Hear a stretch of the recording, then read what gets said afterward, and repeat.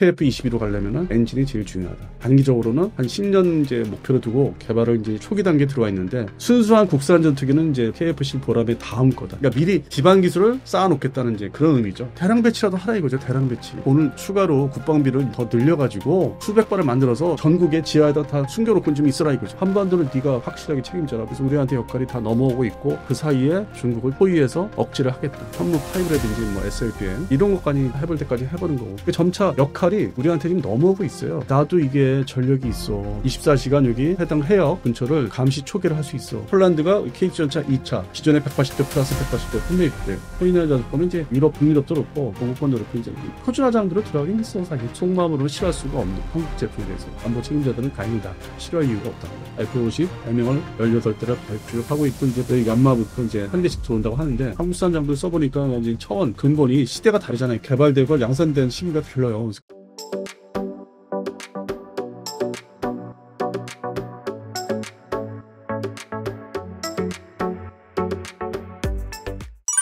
이번에 드디어 KF-21 양산 1호기가 나왔습니다. 시제기 6대를 통해 각종 비행시험, 레이더 검증까지 다 끝낸 뒤라는데요. 양산기에서 실제 바뀐 점은 뭐가 있고 이 1호기가 갖는 전략적 의미는 뭐라고 보시나요? 일단은 이제 시제기 6대하고 양산 1호기의 차이점은 그동안 실제 공개를 제대로 못한 게 무장. 블록 1에서는 이제 공대공 무장이 아주 뭐 중요시하게 얘기되고 있고 이제 블록 2는 이제 공대지단 이제 뭐 공대함 쪽으로 넘어가는데 이게 최초의 이제 블록 1에서는 발사를 제대로 해서 타겟을 맞춰봐야 되잖아요. 그거를 시제기에서 해도 되는데 아마 양산기에서도 아마 같이 겸해서 할 거로 지금 보고 있습니다. 그래서 그게 진짜 또 실효성이 있는 거고 그리고 또 이제 상황이 인도 파키스탄 공중전이 이제 등장을 했기 때문에 결과 중거리 이상의 장거리 미사일의 성능이 상당히 중요시되는 이제 시대를 접어들었고 근데 마치 우리는 다행히도 처음부터 기획을 참 잘해가지고 200km 이상 날아가는 미티어 공대공 미사일 그 상태에서 미티어 미사일을 발사해서 격추가 안 된 게 이제 근접했을 때 싸워야 되는 근접 공전에서 미사일 쓰는 독일제 IR-IST 이거는 이제 서방 측의 적외선 유도 미사일 중에서 아주 최고의 인정을 받는 그 미사일이기 때문에 뭐 전에는 우리 시청자분들 중에 일부는 블록원이 뭐 공대공 뭐 전투기끼 못하는데 저거 갖고 대개 하는데 상황이 이걸 또 만들어줘요. 아주 잘 됐다. 우리가 그나마 이런 전투기가 이제 국산 전투기 등장하고 이제 미사일도 같이 운영을 이제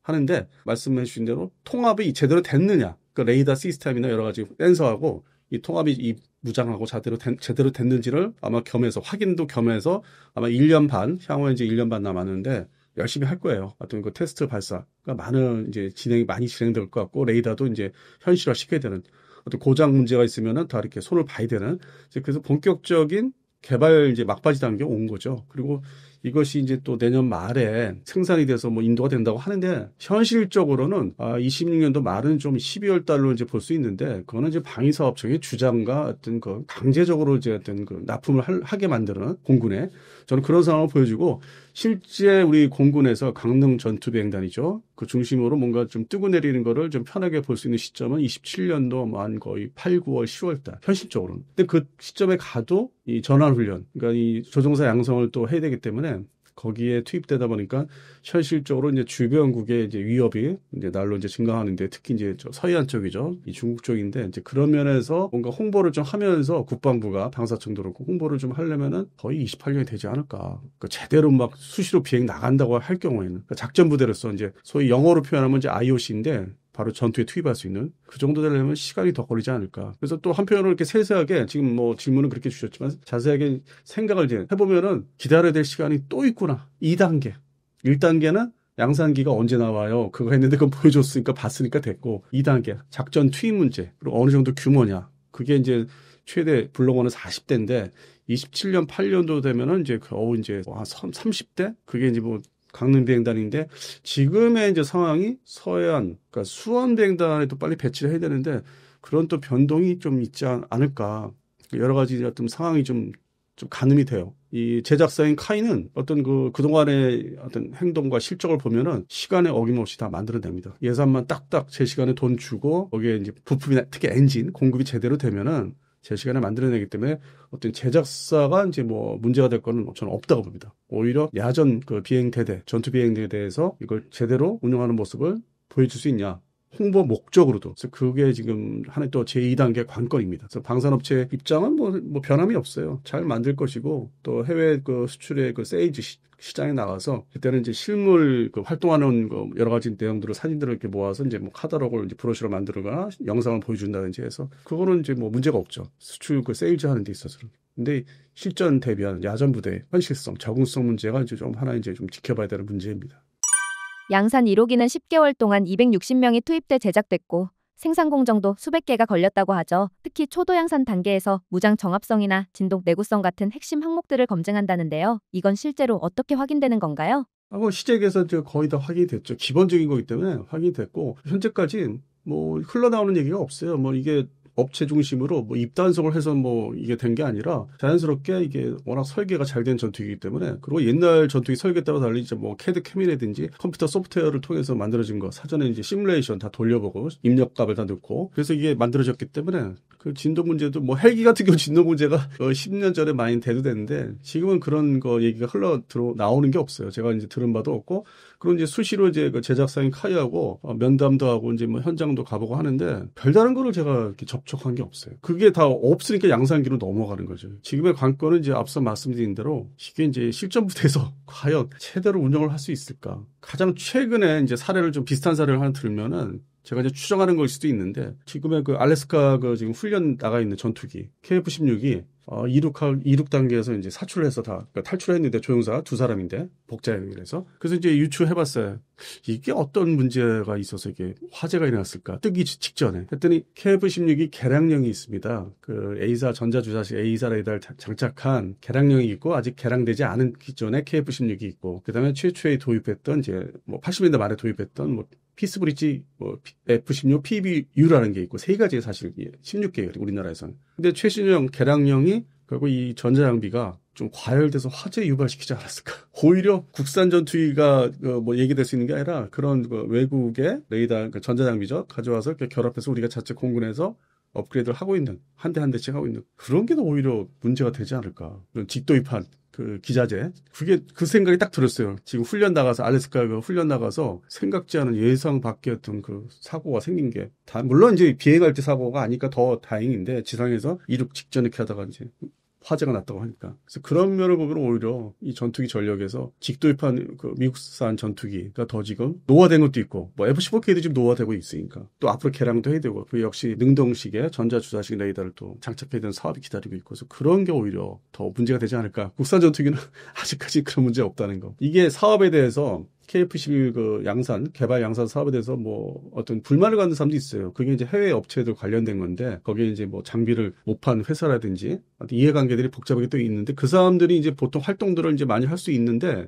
그 사람들이 이제 그 나쁜 점을 얘기하고 다니거든요. 근데 그런 게 없다는 거예요, 이게. 다행히도. KF-11 지금 개발 양산 사업에서는 불만들이 거의 없다고 제가 이제 주변에서 환경이 반대로 이제 외국산 뭐 레이더를 사온다든지 미사일 사오는 사업들, 그건 또 불만들이 많고. 그래서 그렇게 대비해 보면은 아직까지는 이게 상당히 우수하게 설계되고 믿을만하다. 물론 이제 이거를 블록 2까지 120대다 양산해서 운영하다 보면은 여러 가지 문제가 또 뭐 나올 수도 있어요. 나중에 왜냐면 새로운 무장들을 또 도입해야 되는 게 있기 때문에 그거를 가져와서 이 전자장비하고 인티그레이션해서 이제 뭐 성능을 확장할 때 그럴 때는 또 이제 지금 예상이 안 되는 문제가 이제 가까운 훗날 생길 수는 있는데 그렇지만 지금 현재로서는 없다는 별다른 얘기 들은 바가 없습니다.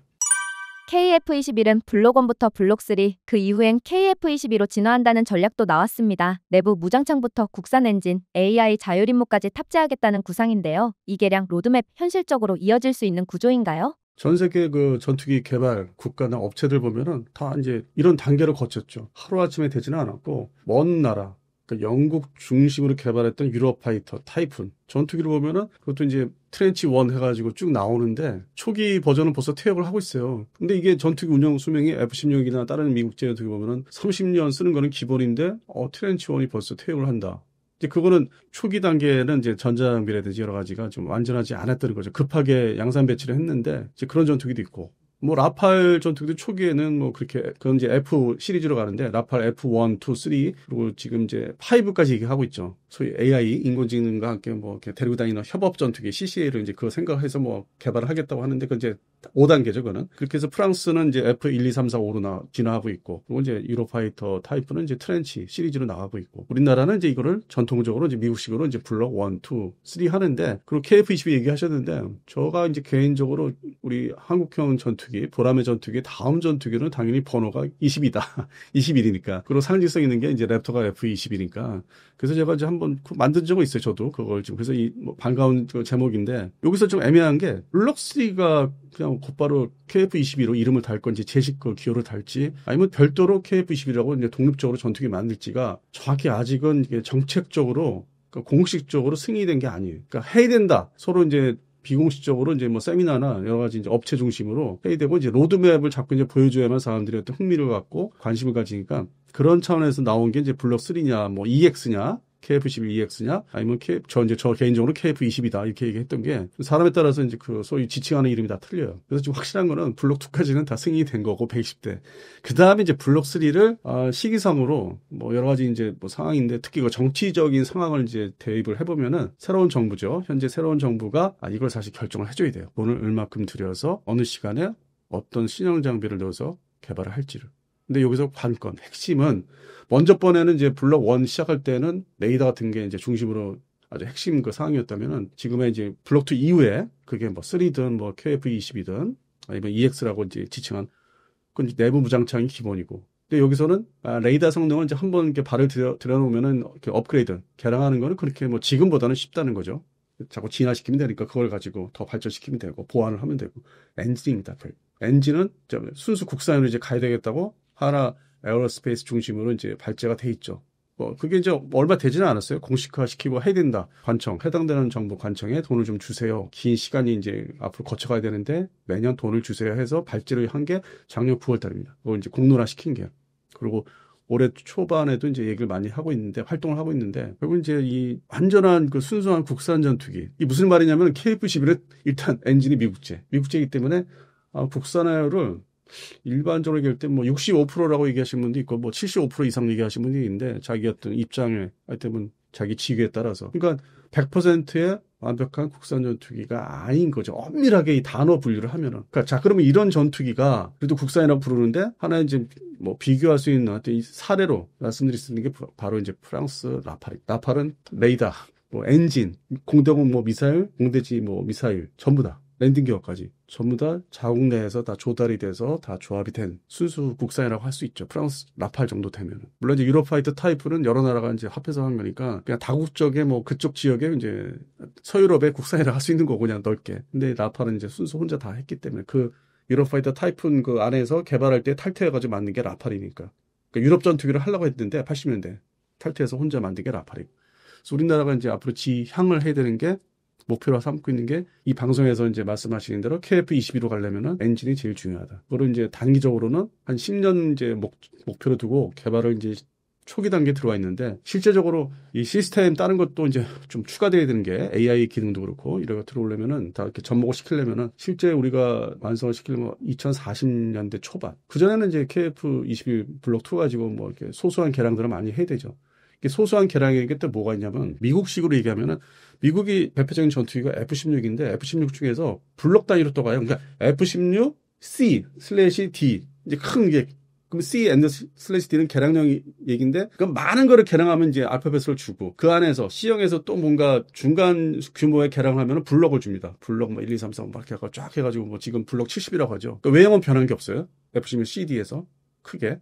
아주 세세하게 보면은 플라모델 보듯이 보면은 뭐 이렇게 겨우 찾을 수 있는 수준의 어떤 외형 변화인데 그러면 이제 F-16 C/D 블록 뭐 70, 72 이렇게 얘기하는데 여기서 잘 알려지지 않은 또 개량이 있습니다. 그러니까 특정 무장을 또 이제 다뤄야 돼. 지금 이제 주한 미공군에서 이슈가 되고 있는데 우리 국내 언론에서 얘기 안 하는 게 하푼 공대함 미사일을 이제 인테그레이션을 지금 하고 있어요. 주한미군군. 근데 관련된 얘기 한 말씀 드리면 군산기지 F-16을 이제 오산으로 다 통폐합해서 뭐 슈퍼 펠컨 비행대대 한다고 하는데 이거는 일단 예산을 이제 미 국방성에서 예산을 이제 절감하기 위해서 한 군데 몰아놓고 이제 운영하면 이제 여러 가지 효율성이 좋으니까. 근데 그렇게 모아놓은 상태에서 하푼 공대함 미사일을 장착하는 개량을 이제 합니다. 뭐 본토에서 이제 뭐 해당되는 이제 테크랩들이나 엔지니어들이 와서 해주니까 뭐 표시가 안 나요. 웹에서 알 수 없고.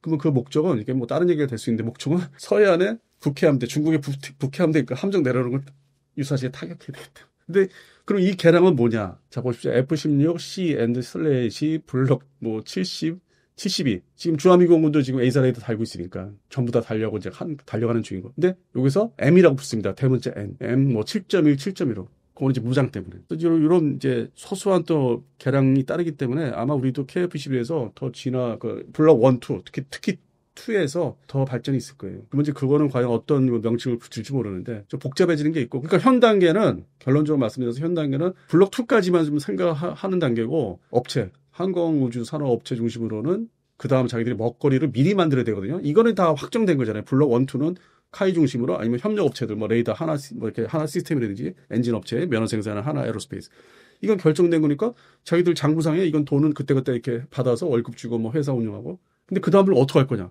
이제 그거를 위해서 미리 장기간 로드맵을 만들어야 되거든요. 뭐 하루 이틀만 살다가 죽을 게 아니니까. 그래서 그런 측면에서 KF-22가 기획이 이제 되는데 사실 초기 단계 그리고 우리가 그 항공우주 관련 뭐 전시나 뭐 세미나에서 아니면 그 책자 나오는 책자 보고서 희망과 꿈을 가질 수 있는데 아직은 좀 더 구체화가 안 됐어요. 그냥 그림을 그린 것뿐이에요. 그거는. 그리고 이제 특히 유튜브 상에 밀리터리 관련 유튜브 상에서는 좋은 먹거리고 이제 조회수 받기 좋은데 너무 좀 이르지 않나. 엔진은 이제서야 1년도 안 됐어요. 이거를 이제 정부 관청에다가 그다음에 정부도 바뀌었죠.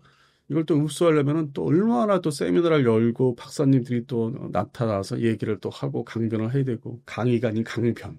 강조해야 되는. 그래서 그런 측면에서 보면은 이게 뭐 가깝기도 하면서도 먼 얘기. 핵심은 엔진 개발이 착수가 본격화돼야 된다는 거. 그게 하나 에어로스페이스 측에서 좀 주도를 해가지고 물론 이제 두산 얘기들 하시는데 결국에는 이제 이 구조상 방산업체 구조상으로 보면은 하나 에어로스페이스 협조를 해야 될 것 같아요. 두산이 다 주도할 수 없어요. 그래서 뭐 여러 뭐 유튜브 방송들을 보면은 두산이 다 혼자 다 하는 것처럼 얘기하는데 제 입장에서는 하나 에어로스페이스가 저도 싫든 다 주도할 수밖에 없다. 좀 더 지켜봐야 되고 지금 현재 6월 달인데 새로운 정부에서 이제 뭐 국방장관도 이제 뽑아야 되고 앉혀야 되고 그러면 함께 이제 뭐 국방과학 연구소장이라든지 그다음에 방위사업청 이분들이 다 자리를 또 잡아야 되기 때문에 그분들의 어떤 의지에 따라서 이게 구체화되는 거거든요. 그분 이제 시기가 이 여름을 나면서 국방 예산 26년도 국방 예산을 이제 의결을 시켜야 되기 때문에 거기에 이제 포함이 그러니까 초기 뭐 이게는 KF-22 관련된 아주 극초기적인 초보적인 예산이 태워지느냐 마느냐. 그러려면 이제 8월 말에서 9월 말이고 그리고 이제 그걸 가지고 통과가 이제 될 수 있다. 왜냐면 이제 새로운 정부에서 모든 걸 주도할 수 있는 어떤 그런 국회 그 권한을 또 몰아가는 게 있으니까 자리 잡으면은 10월 마지막 주 하반기에 에어쇼에서는 지금의 우리가 봤던 이제 그 블록 3냐 뭐 KF-22냐 EX냐 좀 더 진화된 좀 더 거기에 몇 줄이 더 얹혀진 내용들을 보실 수 있을 거라 봅니다. 그러면 그때 가서 다시들 이 분야에 계신 분들이 이제 의논을 하고 얘기를 하면 될 것 같아요. 화제로 삼고. 근데 지금까지는 그냥 희망사항들이 많이 이제 보태진 게 많아요. 저도 이제 여러 방송을 하다 보니까 제가 스스로 이제 KF-22 단어도 맞는 것도 사실 있었고 한 1년 반 전에 기억이 납니다. 근데 순수한 국산 전투기는 이제 보람의 KF-22 보람의 다음 거다. 그게 진짜 100%뭐 99.9%뭐 이렇게 뭐 소소한 장비들은 또 외국산을 또 들여다가 장착하다 보면은 아마 99%뭐 이렇게 90% 이상의 국산 그 다음 단계라는 거. 그 갈 길이 지금 멀은 거죠. 우리가 F-50대 KF-X를 바라볼 때 상당히 뭐 저기 했던 게 막연했던 게 지금 이제 KF-11로 이제 탄생이 됐지만은 그 다음 단계 프랑스의 라펠 같은 국산 화율이 엄청 높은 뭐 그런 전투기 만들려면 좀 더 도약을 이제 하려면 또 기다려야 된다는. 그래서 항상 이 분야는 시간과의 싸움이에요. 그 다음에 이제 뭐 예산 문제가 있겠죠. 실무자들 입장에서는. 그 두 가지가 항상 같이 가야 되는. 하다 보니까 저 역시 이 바닥에 90년도에 들어왔는데 벌써 나이를 꽤 먹었어요.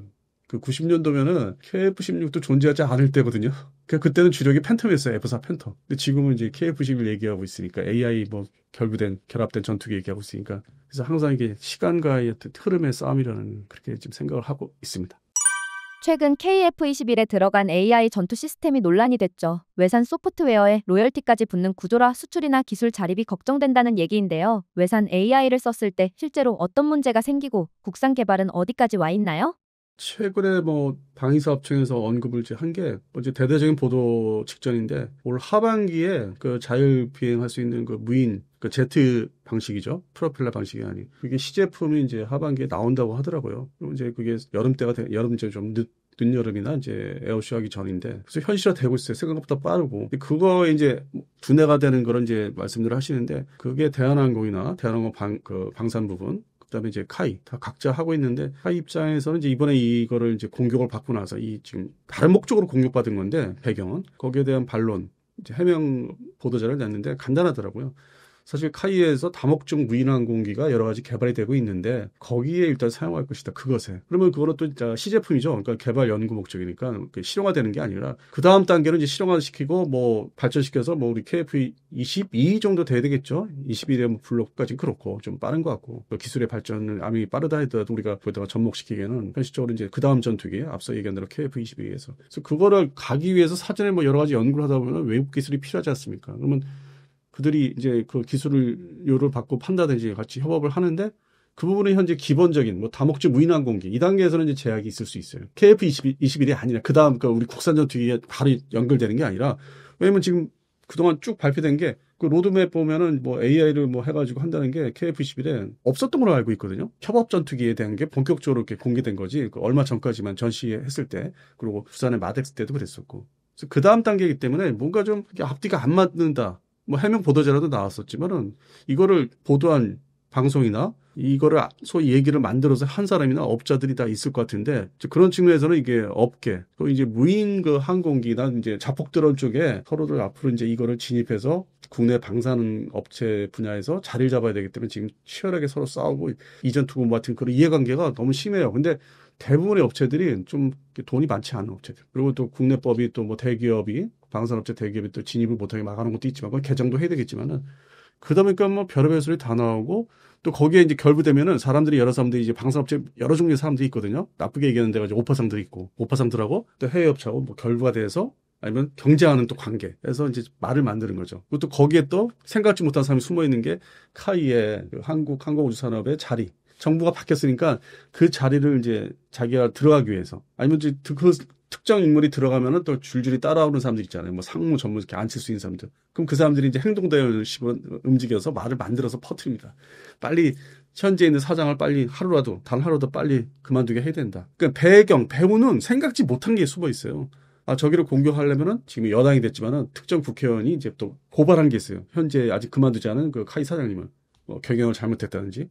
그럼 2단계는 자기들 가까운 MBC를 동원해서 또 이거를 보도록 시키자. 그리고 또 다음 단계로 가면 이제 뭐 상황에 따라서 SBS가 동원될 수도 있고 그 특정 기자를 이제 말하는 건데 그래서 저희는 이제 아무래도 제가 이제 있는 게 언론계통 이제 주변에 있다 보니까 그 얘기를 이제 듣고 짐작을 하죠. 저 불순한 의도로 저렇게 한 거다. 실제로는 KF-21하고 직접 연관되는 게 아니다. 그 전에 여러 가지 연구하는 그 시스템들 있죠. 거기서 이제 적용되는 거는 그건 맞아요. 그건 맞을 수 있어요. 근데 요걸 가지고 우리도 배우는 게 있지 않습니까? 배우고 나서 이제 응용을 할 수 있잖아요.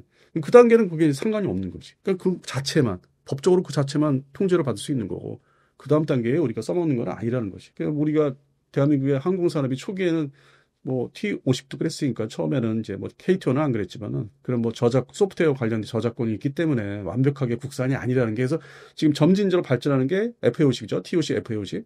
미국하고 공동 개발한 거고. 그래서 이제 판매를 이제 하더라도 미국의 국무성, 그다음에 뭐 로키드 마틴 이렇게 다 승인을 받아야 되는 것도 있고. 아직까지 뭐 문제는 없지만. 그다음에 KF-11도 엔진 제작사가 또 미국 회사고. 그럼 또 수출할 때 미국이 싫어하는 나라한테 팔 수 없는 것처럼.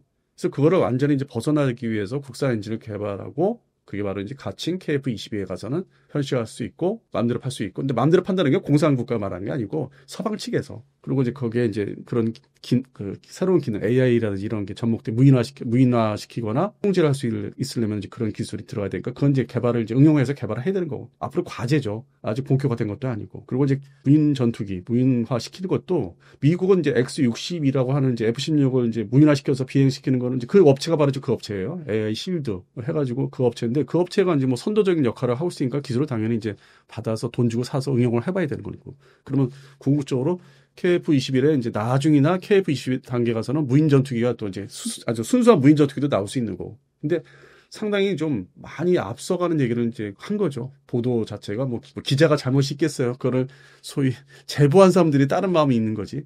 뭐 방송국이나 기자 잘못은 아니고 그걸 제보한 사람이 아주 검은 아주 그냥 이상한 마음 먹고서 지금 마치 뭐 당장 문제가 되는 것처럼. 지금은 뭐 이렇게 상관이 없다. 카이에서 정확히 해명을 했었고. 그래서 그 다음에 그거 조용합니다. 그리고 이 국방부 출입 기자들이나 이런 뭐 산업 기자들이 되게 뭐가 얘기가 진짜 현실성 있다. 맞다 하면은 받아쓰기 하는 거 있거든요. 줄줄이 이어서 보도하는 거 없어요. 다들 무시하잖아요. 뭐 이게 앞뒤가 안 맞는 논리거든. 그런 측면에서는 이게 넘어갔는데 시청자분들 뭐 현재 제가 여기 말고도 다른 데서도 그렇고 제가 이제 고정 출연하는 데서도 그렇고 그게 좀 질문이 있었는데 결과를 말씀드리면은 이 유튜브의 세상은 중요한 게 조회수입니다. 조회수 별로 안 나왔어요. 저도 마지못해 제가 고정 출연하는 그 TV에서 했는데 해달라고 해서 했는데 조회수 별로예요. 진짜 마치 그 인기 없는 그 무기들 그거 같은 그 조회수가 나오더라고요. 지금도 의아한 게 이거 관심 뭐 두실 필요 없는데 한 향후에 한 2030년도 그때 가서 뭐 이런 얘기가 다시 나올 수 있을지 모르겠는데 지금은 아니라는 거예요. 너무 좀 섣불리 일찍 나왔다는 겁니다. 북한이 공개한 극초음속 ICBM 화성 18B가 전문가들 사이에서 충격이 컸습니다. 방어망을 뚫고 미국 본토까지 날아갈 수 있다는 분석도 나오는데요. 이게 진짜로 한국과 미국의 핵 억제 구도를 흔들 만큼 위험한 무기일까요? 최근에 이 분야에 대해서 예전과 비교해서 별로 얘기도 안 하잖아요. 무시하는 전략으로 가던데요. 그리고 어차피 그게 이제 완성이 됐다 하더라도 미국도 아주 오래전부터 그 삼축, 미니트맨 3, 대륙간 탄도탄이라든지 수중 발사, 뭐 워해어급 SSBN, 잠수함에서 발사할 수 있는 SLBM 탄도탄이죠. 또 어제 그제 뭐 발표한 게 아직도 억지력을 이제 일본과 한국에다 주겠다 하면서 B-52H 폭격기 그 부대를 공개를 또 했다든지 뭐 일본 측이죠. 그리고 이제 B2가 이제 수시로 뭐 19대 정도 있지만은 수시로 뭐 작전 투입되는. 그래서 미국은 뭐 전력 자체가 근간이 뭐 흔들리거나 바뀌는 게 없고 그대로 쭉 이어져 오고 유지를 하고 있으니까 물론 이제 일부에서는 뭐 오하이급 전략 잠수함이 좀 낡았다 그래서 뭐 실전 투입이 좀 제한된다 숫자들이 이제 그런 얘기 함에도 불구하고 어쨌든 그 어느 정도 척수를 유지하고 있기 때문에 발사할 수 있는 태세로 수중에서 그거에 도전하는 게 이제 북한의 대륙간 탄도탄인데 이게 뭐 화성 18B든 뭐 18C든 뭐 18Z든 간에 자기들이 어떤 살기 위해서 개발을 해서 완성 단계가 이게 실제적으로 뭐 한 75%뭐 80%까지 올라갔다. 이제 그렇게 이제 발전을 기존에 몇 년 전에 했던 것보다 이렇게 좀 기술이 뭐 성숙돼서 미국까지 제대로 날아갈 수 있다. 뭐 서해안 쪽에 미국의 뭐 지금 로스앤젤레스 같은 경우 그거 얘기하는 거니까 자기들 입장에서 북한 입장에서는 대단한 건데 미국 입장에서는 어차피 그 뭐 해봤자 평상시 위협은 뭐 중국을 통해서 받아 있었고 러시아를 통해서 받고 있었고 그게 존재하기 때문에 거기에 뭐 한두 발 더 이렇게 얹혀진다고 해서 이게 문제가 되는 게 아니라 그 트럼프 대통령이 이제 골든돔이라고 하죠. 이스라엘은 아이언돔이고 그다음에 레이건 1980년대 레이건 시절 때는 스타워즈였는데 이제 그게 뭐 또 세월이 흘러도 다시 등장하는데 어떤 그 기반을 또 발전시키겠다 방어 체계를 그게 완벽하지도 않고 이제 완성되려면 또 돈도 엄청나게 들어가고 시간도 많이 걸리는데 일단 의지를 이제 보여줬죠. 미국에서는. 좀 더 발전시키겠다 방어망을. 중국과 러시아가 뭐 그 탄두탄, 다탄두탄은 뭐 지구 멸망의 날로 만들기 위해서 쏘기 전에 이런 뭐 북한 정도 수준에서 쏘는 거는 이제 막을 수 있을 거다. 그 지금의 체계를 발전시키면은 골든돔이 그 수준에 맞을 거예요. 어떤 그 북한에 공격하는 걸 막을 수 있을 정도로. 그래서 별로 얘기를 안 합니다. 반면에 이제 러시아 쪽에서는 그거는 근본적으로 뭐 완성을 시킬지 안 시킬지 모르겠지만 근본적으로 서로의 어떤 핵전력의 균형을 흔들 수 있다. 다시 옛날로 돌아가자고 하는 거냐. 이제 그거는 좀 이렇게 귀담아 들어야 되죠. 러시아가 얘기하는 거는. 뭐 미국만큼의 어떤 그 핵전력 강대국 서로 어깨를 나란히 하고 있으니까. 그리고 이제 중국이 끼어들면서 2035년까지 그 대륙간 탄도탄 숫자를 더 늘리겠다. 거의 뭐 미국 수준까지는 숫자를 늘리겠다. 물론 이제 러시아 수준은 아닌데 그 탄도 숫자가.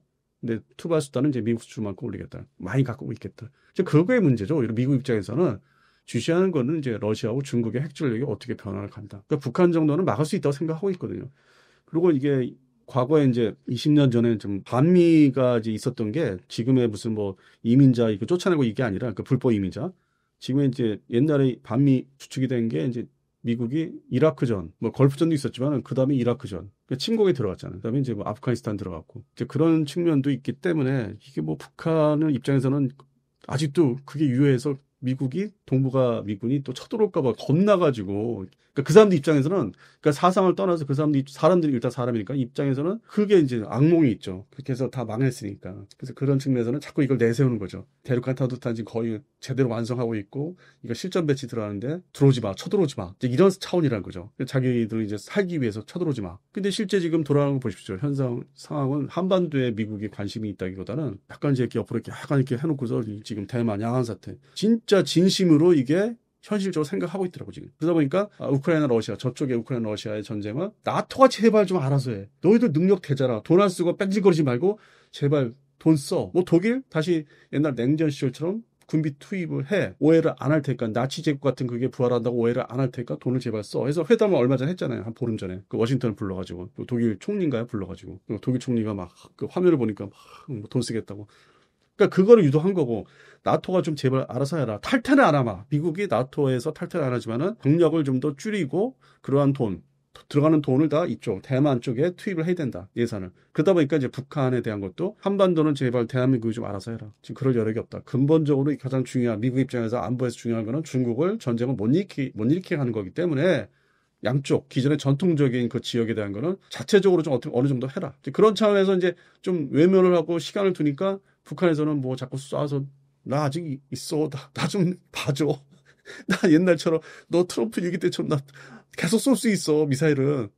저기까지 로스앤젤레스까지 갈 수 있어. 뭐 이러면서 자기 관심을 바꾸자. 근데 또 우리 새로운 정부가 먼저 정부에 비교해서 또 이제 좀 달리 좀 하는 게 또 있으니까 상황이 뭐 이게 좀 많이 달라질 거예요. 우리가 겪어왔던 극과 극, 강대강 이 한반도에서 그것보다는 좀 더 유연해지지 않을까. 미국도 지금 그렇게 행동을 아예 대만 쪽으로 맞추고 있으니까. 그래서 주한미군의 지금 뭐 스트라이커 여단 4,500여 명 그게 이제 뭐 안 들어올 것이다. 지금 뭐 저는 이제 뭐 예전 1월 달부터 얘기했어요. 안 들어올 것이라고 했는데 그게 이제 맞아 떨어지는 게 이 대만과 중국의 양안 사태를 대비하는 데 있어서 스트라이커 여단은 그 존재의 가치가 없어요. 그래서 지금 전력 개편하고 있는 거거든. 근데 사람들이 자꾸 뭐 옛날 전통적으로 마치 뭐 20년 전에 뭐 이라크전 때처럼 한국에서 다 빼고 뭐 아예 떠난다 뭐 자꾸 이렇게 얘기를 좀 곡해를 하는데 그건 아니에요. 전력 개편을 하고 있는 거예요. 그러니까 자꾸 이제 한반도에서 현상 유지만 시키는 거고 전쟁만 나지 마라. 그러니까 북한이 이제 뭐 백령도라든지 아니면 DMZ 도발만 하지 마라. 그렇게 이제 원하는 건데 미국 입장에서. 그러다 보니까 또 북한 김정은은 나 이때니까 다시 좀 만나지니까. 근데 겉으로는 얘기 못 하고 나 존재하고 있어. 야, 그 쏘라고 좀 개량 또 쏘라고 돈 들여 쏘라고 이렇게 되는. 그런 차원이에요. 그게 미국 입장에서는 중국과 러시아 핵무기에 비교하면 뭐 진짜 어림도 없죠. 인도 파키스탄 교전 때 4일 만에 핵 임계선까지 몰렸던 사건 기억하실 겁니다. 억제력이 작동하기도 전에 핵 위기가 온다는 게 더 무서운 포인트인데요. 이런 상황에서 우리가 가진 KF-21이나 현무5가 심리적 억제가 될 수 있을까요? 근데 이 질문은요, 근본적으로 제가 몇 달 전에도 얘기했었는데 그때는 이제 이게 인도 파키스탄 그 항공전이 예상을 못하고 한 얘기가 제 기억이 있어요. 뭐냐면은 지금 앞서 이제 답변 말씀드렸지만은 미국의 입장에서는 전통적으로 이 안보 측면에서 중요한 지역은 대상 방면의 나토 쪽, 나토 제국 쪽이고 그리고 이제 동북아시아. 그러니까 일본은 자기들이 이제 패전국이지만 일본 패전국인데 자기가 막 해가지고 원폭도 매겨가지고 한제 이제 너 이제 전쟁하지 마 이렇게 해서 묶어놓고 내 말 듣고 무기는 내가 사랑한 것만 사고. 내가 필요한 곳에만 대비해. 그 이제 러시아지만은 러시아 극동 러시아고. 그렇게 해서 전통적인 이제 양대 축이 있어요. 관심. 그러면 여기서 또 대칭되는 거는 러시아나 중국이지 않습니까? 근데 중국과 러시아가 이제 핵 강국이고. 그래서 여기는 항상 긴장 경계하고 항상 정찰하고 감시하고 뭐 여러 가지 활동을 이제 미국이 동시에 하고 있고. 그러다가 이제 이거 원자재라든지 이런 그 석유 문제 이걸로 해서 중동 문제가 계속 있었죠. 중간에. 끼어들었죠. 70년대 초부터 팔레스타인 문제도 시작이 됐고 본격적으로 테러도 이제 뭐 뮌헨 올림픽에서도 했었지만은 중간에 끼어든 게 이제 중동이에요. 참 안타깝게도. 그런데 중동 문제도 어느 순간에 70년대부터 지금까지 흐름을 보시면은 극성을 피우던 시절이 있었고 테러가 심하고 그러다 하나씩 이제 잠재웁니다. 그게 이라크전. 이라크가 이제 이란을 상대로 80년대 전쟁을 일으켜서 골칫덩어리. 그다음에 쿠웨이트를 침공했고 걸프전이고 다시 이제 쿠웨이트를 차지했지만은 그러니까 90년대 초반이죠. 그러다가 이제 한 90년대는 내뱉어요. 그러다가 2003년대 이라크로 완전히 이제 작살내고, 그리고 또 이제 아프가니스탄 버리고 나왔지만, 그건 이제 서남아시아고 아프가니스탄은. 그러니까 이라크 완전히 평정시키고, 그 다음 단계의 전쟁이 일어난 게 리비아입니다. 리비아 가다피 제거하고, 거기도 지금 일부러 혼란의 그 지역으로 자기들끼리 막 싸우라고 만들어놨잖아요. 그 미국이 이제 관심도 없고, 리비아. 이라크, 리비아. 그 다음으로 옮겨오는 게 시리아. 시리아도 지금 사실상 정리됐잖아요. 그 오랜 기간 끌다가. 그래서 이제 거기는 이제 핵무기 뭐 경쟁 그 지역은 아니지만은 그게 어느 정도 이 중동 지역이나 서남아시아께 정리가 됐기 때문에 다시 이제 그 힘을 동북아시아에다 모으겠다는 거예요. 그래서 전통적으로 이런 지역은 견제, 균형 이게 있기 때문에 핵무기, 핵전쟁으로 이렇게 비화되는 게 아닙니다. 서로 살기 위해서 이렇게 견제를 하는데 그러다 보니까 이제 관심이 없는 지역이 어디냐. 그러니까 미국의 이해관계가 거의 없고 알아서 하라고 해. 그리고 20세기 전쟁사 2차 대전 이후에 2차 대전 그러니까 1947년도를 얘기하겠습니다. 45년이 아니라 47년도 이래로 독립전쟁들이 있는데 전통적으로 미국이 그렇게 관심을 안 갖는 지역이 서남아시아의 인도 파키스탄이었어요.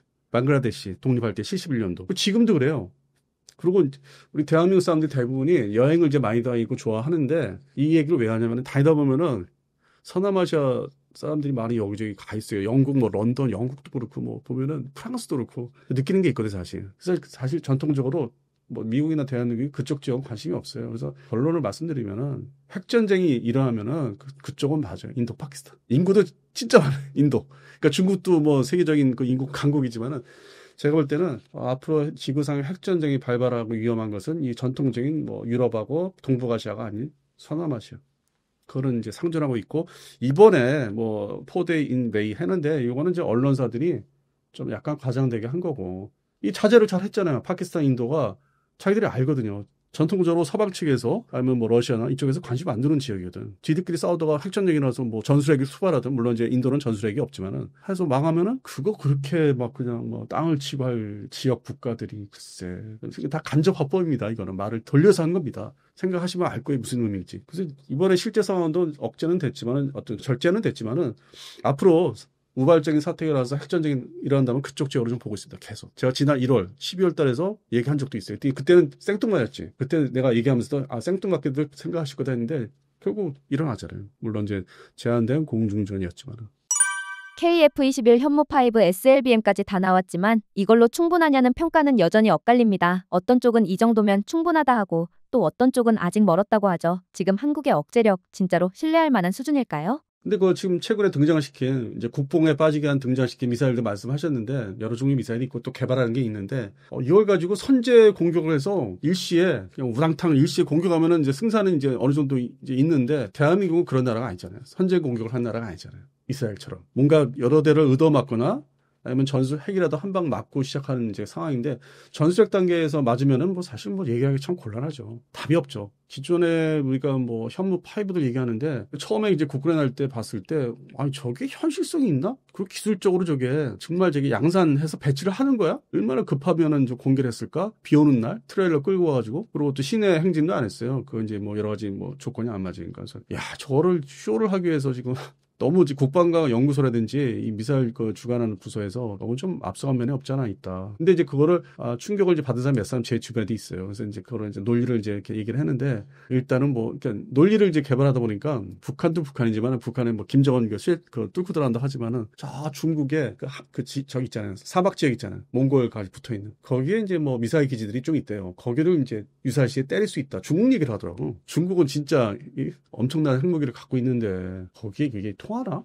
좀 의아했고 북한한테 이거를 쏜다고 해서 북한이 가만히 있나? 좀 뭔가 좀 애매한 게 있어요. 그게 이제 해군의 잠수함 도산 안창호급에 지금 세 척이 실전 배치되는데 거기에 이제 500km 사거리에 SLBM. 그러니까 그것도 현실적으로는 좀 애매해요. 그게 핵탄두가 들어간 것도 아니고. 근데 우리가 할 수 있는 건 다 하겠다고. 그러니까 심리적으로 그러니까 표현하는 거예요 이게. 기술도 기술이지만은 우리가 곧 전 단계까지는 다 해본다.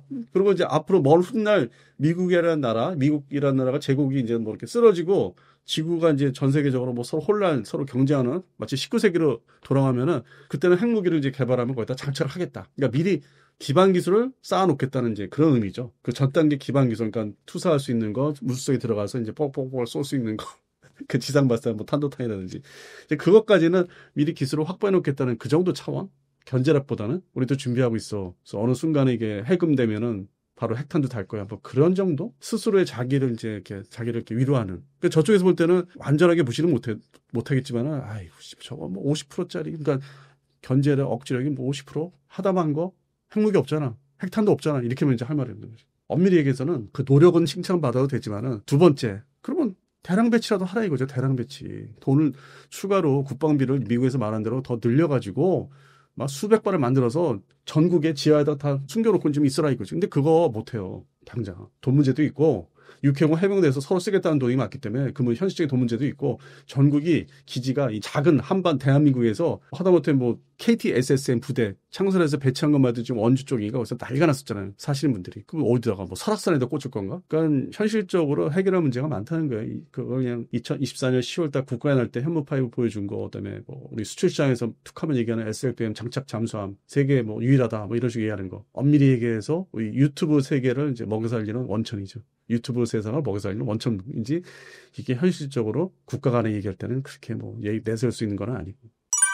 지금처럼 드론이랑 미사일 수백 발이 동시다발로 날아오면 기존 방어망은 무력하다는 지적도 나옵니다. 이스라엘과 이란 사례를 보면 한국도 그 위험에서 자유롭지 않아 보이는데요. 우리 방어체계 정말 믿을 만한 수준일까요? 복잡하게 얘기할 게 아닙니다. 우리는 이미 2014년도 기준으로 해서 북한의 그 간단한 정찰용 드론이죠. 일반 그 민간인들이 만들 수 있는 수준, 그거는 이미 당했어요. 몇 차례 부대책이었고, 그 이후에 뭐 준비하고 대응한다는 게 그 시답지 않은, 저 가지고 되겠어는 저 자신부터 의심 많이 합니다. 하다못해 지금 한강대교, 제1한강교를 이제 용산 쪽으로 건너갈 때 차를 타고 이렇게 딱 보면은 중간에 검문소, 아주 그 옛날부터 있는 검문소 옥상에 드론 감시용이 뭐 이렇게 센서들이 있어요. 그다음에 뭐 미스트랄 같은 그 신궁, 어떨 때는 발칸이 있고 보여요. 근데 저거 가지고 뭐 어쩌겠다고.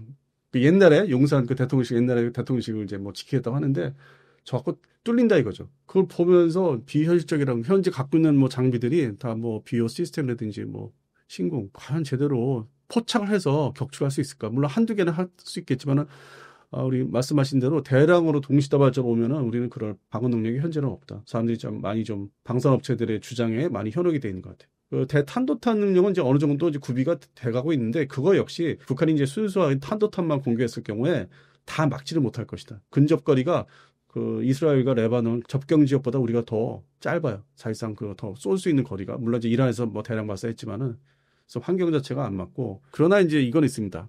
기존에 70년대부터 위협을 받았던 북한의 A&T, 적어도 침투기 특수전 부대가 남아할 수 있는, 공수될 수 있는 그 방어망은 좀 정비가 된 것 같아요.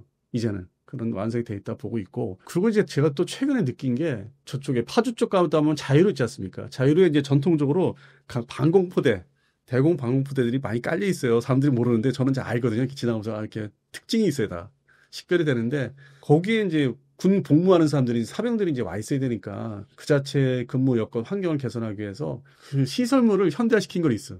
근데 그게 무슨 새로운 뭐 대공 무기를 심은 게 아니라 그 주변을 다 정리해서 깨끗하게 해놓은 거는 보고서 내가 며칠 전이거든요. 보면서 야, 저건 돈을 썼네. 그 정도?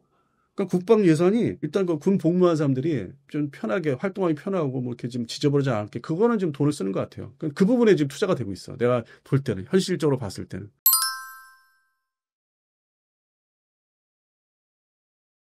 그래서 방어망, 소위 그 대드론 체계, 대규모 우크라이나 러시아 같은 대규모 드론 체계는 아직 우리는 제대로 준비를 못하고 있다. 단 대탄도탄 능력은 이제 발전이 되고 있다. 근데 그것도 천궁2에 많이 의지를 하고 있고, 그러니까 천궁3, 그다음에 LSM1도 빨리 실전 배치, 좀 뭐 작은 물량이지만 빨리 상징적으로 배치가 돼야 되고, LSM2도 빨리 지금 승인됐지만, 개발 승인됐지만은, 그럼 그 중간에 또 시간이 있잖아요. 2025년 지금 6월인데 2025년 6년, 7년, 8년, 9년 요 사이에, 6년 사이에 북한의 공격이 없어야지. 우리가 서둘러서 개발하는 게 요 사이 6년인, 한 거의 5년, 6년 반 뭐 이렇게 되는데, 그 시기에 만약에 일이 일어나면 우리는 그냥 당할 수밖에 없다. 뭐 몇 대 맞아야 되는, 서울의 이제 고층 빌딩들이 이제 다 무너지고, 영화의 한 장면, 그 컴퓨터 그래픽으로 만드는 그런 상황이 이제 일어날 수 있고, 지하에 갇히거나. 그러니까 이제 그런 문제가 현실화되면은 이제 우리 보잖아요. 전 세계 전쟁에서. 근데 우리는 정말 아직까지는 천만 다행히도 일어나지 않으니까 다행이죠. 그래서 그런 측면에서 어떤 정부의 어떤 관리 능력, 안보 관리 능력이 이제 많이 이제 대두가 되고 있는데, 현실적으로 우리가 여러 이제 뭐 겪었잖아요. 다 같이 국민들이. 현실적으로 그 방어망을 이제 어떻게 돈을 집중할 건지. 저도 이제 바라는 게 그 대드론 체계, 그다음에 우리가 공격할 수 있는 이제 드론 무기들, 이게 좀 더 아주 대규모로 들어와야 되는데, 앞서 얘기 말씀드린 게 국내 대기업 방산업체들이 거의 좀 진입을 해야 되는데 법이 좀 못 들어오고 있어요. 그러다 보니까 중소업체들 중심으로 해외에서 뭐 급히 사오는 거 몇 개, 아니 뭐 중국산이 섞여 들어오고, 그런 문제가 있다 보니까 또 앞에 이제 말씀드린 것 중에 무슨 앞으로 미래 뭐 KF-21 미래형의 무슨 뭐 무기나 이렇게 거느리는 거, 뭐 AI 뭐 이런 거, 미국 업체한테 뭐 기술을 좀 이렇게 협업하는 거, 다 이게 연루가 돼 있다는 게 무슨 얘기 하면은, 업체들이 규모가 그런 AI나 이런 거 드론 쪽에 업체들이 소규모이기 때문에 이거 다 법도 재정비해서 본격적으로 이 방어망, 공격 능력을 지금 새롭게 구비해야 되는 게 아마 새로운 정부의 과제일 것 같아요. 그전까지는 이게 제대로 신경 못 썼어요. 그리고 긴급 전력 확보한다고 해서 뭐 주로 이제 이스라엘제나 미국제 지금 발주했는데, 그 연말 연초, 내년 초에 들어온다고 하는데, 그것도 전력화 시켜야 되잖아요. 실제 내가 이렇게 익숙하게 쏘고 뭐 이렇게 발사하고 들고 메고 들어와서 침투하면은 사용할 수 있어야 되는데 그러면 그걸 다 메고 우크라이나 군처럼 이걸 메고 들어가려면은 그걸 이제 탑승했을 때 헬기도 있어야 되고 침투 수단. 그러니까 그것도 들어와서 전력화되려면 또 뭐 2028, 29, 뭐 세월은 그러니까 시간이 이게 항상 돈도 중요하고 시간도 흘러가기 때문에 별론 현재 없습니다. 아주 눈에 띄게 이거다 싶은 게 지금 체계가 방어 체계나 공격 수단이 현재로서는 없어요. 근데 북한은 러시아하고 이제 그 같이 전쟁에 이제 투입되면서 기술을 이제 받아서 우리보다는 한 발짝 좀 앞서는 것 같아요. 근데 문제 크게 보면은 북한도 이제 진입하는 수준이에요. 이제 구비를 해서 장만을 해야 되는데 그거야말로 새로운 남북한의 군비 경쟁, 새로운. 그러니까 지금 뭐 탄도탄 얘기 뭐 서로 미국을 쏜다 이게 이 단계가 아니라 지금은 누가 그 드론 체계 다양한 이거를 대란으로 갖추느냐가 이제 경쟁이 시작돼 군비 경쟁이 시작됩니다. 그러니까 새로운 단계 지금 그전까지는 탄도탄 종류였다면 그래서 그 부분이 이제 개인적으로 상당히 우려가 돼요. 지금 앞으로 이제 새로운 정부에서 이걸 어떻게 이제 할지, 국방 정책을 어떻게 할지가 올해 이제 9월 달에 발표하는 이제 뭐 중기 계획 같은 거, 이제 거기에 내용들이 어떻게 들어갈지가 전통적인 삼축 얘기는 그냥 그건 이제 좀 밑으로 내리고, 그건 진행 상황이니까 삼축체 하는 건 진행 상황이니까 좀 밑으로 내리고 상단에 이제 대드론 체계, 우크라이나 러시아의 교훈, 이거에 대해서 우리는 어떻게 하겠다고 이제 좀 올라와야 되지 않을까. 이거를 지금 말씀드린 거는 그냥 순수하게 제 대한민국 국민의 한 사람으로서 어떤 이해관계, 여러 가지 이해관계 떠나서 드리는 말씀입니다. 중국이 대만 상륙 훈련 중 핵심 전력 제25 함재기를 잃었다는 보도가 나왔습니다. 이게 사실이라면 훈련이 아니라 약점 노출 아닌가 싶은데요. 실제로 중국 항모전단의 전투력 어디까지 믿을 수 있을까요? 근데 이제 뭐 이런 중국 함재 전투기가 추락했다는데 이걸 일희일비하는데 저는 이런 뉴스 뜨면은 뭐 있을 수 있는 사건이다. 훈련 중에 뭐 미국도 지금 뭐 슈퍼넷도 뭐 통해 지역에서 작전하다가 뭐 떨궜다 실수로 그러니까 함상에서 이렇게 운반 이렇게 이동시키다가 뭐 잘못 건드려서 밑에 뭐 추락한다지 심해. 그래서 이런 거는 일어날 수 있는 사고고 사건 사고고 이 중국이 지금 보여준 그 항모전단의 실력은 2012년도에 공개된 이래로 라우닝함이죠.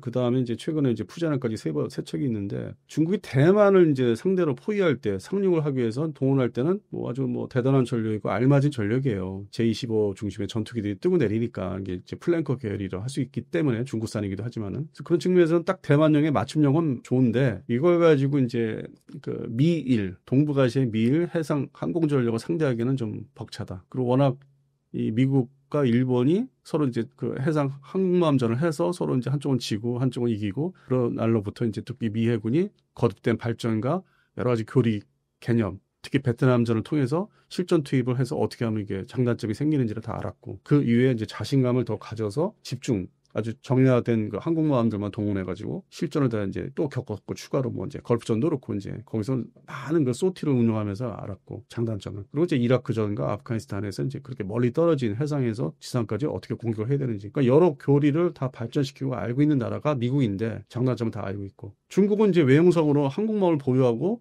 단순 훈련을 해본 거지 전쟁을 해본 게 없잖아요. 그러니까 노하우가 그게 이제 쌓아놓은 게 없죠. 물론 이제 이런 건 있어요. 저도 거기에 포함되는 사람인데 미국에서 발간되는 이제 뭐 책자라든지 뭐 인터넷상에 이제 발간되는 이제 나오는 거를 이제 출력해서 본다든지 그거를 이제 보고 이제 배울 수는 있다고 하는데 책을 보는 거하고 그렇게 해서 연구하는 거하고 실제로 작전에 이렇게 붙어본 거와 다른 거거든요. 그래서 그런 측면에서 이제 미국이 그 쌓여 있는 게 노하우가 많은 거고 거기에 항상 붙어 있는 나라가 일본. 일본은 이제 패전국이지만은 2000년 때 뭐 때문에 자기들이 졌는지 해상전에서 항공모함전에서 그걸 잘 알고 있는 나라고. 그래서 그날 이후에 2차 대전 이후에 미국이 주도하는 그 해상 자위대 전력이 10년 단위로 발전시킨 게 있어요. 그리고 지금 단계가 눈앞에 있는 게 외형상으로는 이제 그냥 뭐 항공모함은 아니라고 그러는데 드디어 이제 경항모를 이제 두 척을 이제 운영할 수 있게 됐고 그리고 본격 전력화 중국을 상대로 이제 한판 붙을 수 있는 시기가 2028년. 이게 무슨 얘기냐면은 모든 게 그 미국과 미국의 해공군 전력과 일본의 해상자위대 항공자위대 전력이 2027년에서 2028년에 맞춰져 있어요. 현대화, 최신 장비 현대화. 그다음에 지금 훈련이 다 그 시대를 상정해서 다 미리 시나리오를 만들어서 해보고 있고. 그래서 그게 이제 무서운 거죠. 이 중국의 지금 항모 전단은 그냥 양쪽을 막아놓고 대만만 했을 때는 대단한 거지만은 땅속에 맞게 들어갈 수 있지만 물론 이제 피해도 있겠지만은 격추되고 뭐 이렇게 반대로 함정 대한미사일에 또 파괴되는 것도 있을 테지만은 근데 이제 이게 개입을 했을 경우 이게 풀어지고 이제 옆에서 미국과 일본이 개입했을 경우에는 장담할 수 있는 전력이 아니다. 노하우를 많이 갖고 있는 미일 거기에 또 호주군까지 가세를 그러니까 골고루 이쪽에 미일이 들어오면은 이제 이쪽은 호주가 막고 있고. 다만 이제 믿을 수 없는 인도 해군이 또 측면을 맡고 해서 포위망 이미 형성이 돼 있어요. 그리고 필리핀은 무슨 역할이냐? 필리핀 그 육지에서 중국 쪽으로 발사할 수 있는 이제 지대함 뭐 아니면 지대지 뭐 미사일들의 부대들이 미 해병대가 이제 주둔하는 거를 이제 중국의 특수부대에 침투시켜서 그거를 경무를 하려다 보면 필리핀 육군의 역할이 또 따로 있는 거예요. 자기들이 스스로 자기 필리핀 내에서 그걸 지켜줘야 되는, 방어를 해줘야 되는 병력 문제, 전투력 문제.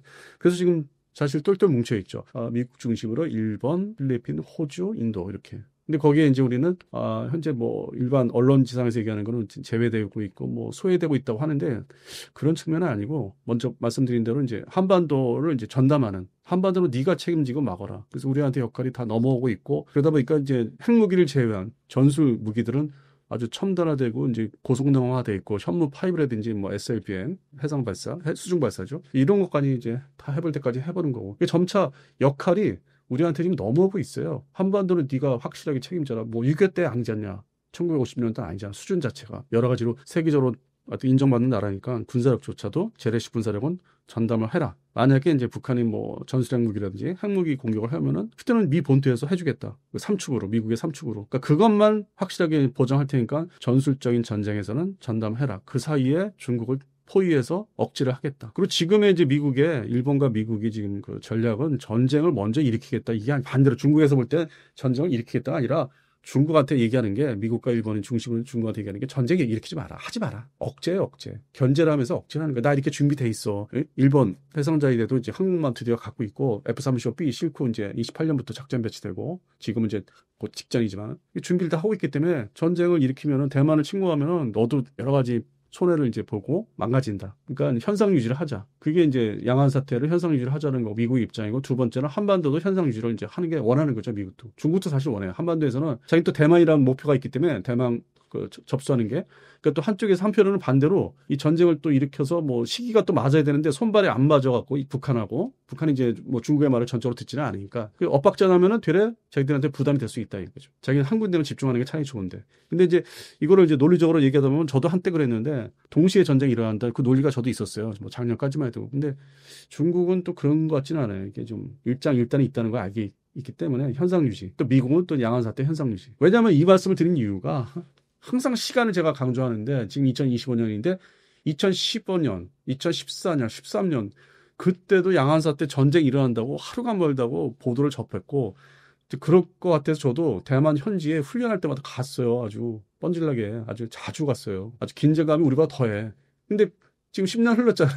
그러니까 이게 목적이 서로 긴장감이 이제 조성은 되고 이제 유발은 되는데 결국 현상 유지로 이제 하는 게 목적이고 또 중국과 대만의 이제 관련 관계는 대만이 이제 뭐 독립을 하겠다고 이제 아주 노골적으로 얘기하지 마라. 억제하는 거, 정치적인 억제. 좀 조용히 있어라. 그러니까 중국과 대만의 어떤 경제 환경이나 사회 제도나 여러 가지를 보면은 또 우리 한반도가 다릅니다. 똑같지가 않아요. 그쪽은 그렇게 우리처럼 이 한반도처럼 아주 심한 거는 아닌 것 같더라고요. 환경이 달라요. 하여튼 옆구리 서로 왔다 갔다 하기도 하고 하여튼 좀 틀리더라고요. 그런 측면에서는 달리 봐야 돼요. 그래서 거기도 정치적으로 이렇게 흡수하려는 목적이 있습니다. 이 중국 입장에서. 근데 이제 한반도는 이게 알 수가 없는 거죠. 그래서 그런 측면에서는 좀 양쪽이 공산주의자를 상대로 이제 하고 있는데 대결을 하고 있는데 그래서 한반도 관리 양안사태 관리, 미국이 원하는 건 현상 유지다. 그래서 그렇게 보시면은 되지 않을까. 이걸 너무 이제 극단적으로 보면은 답이 안 나옵니다.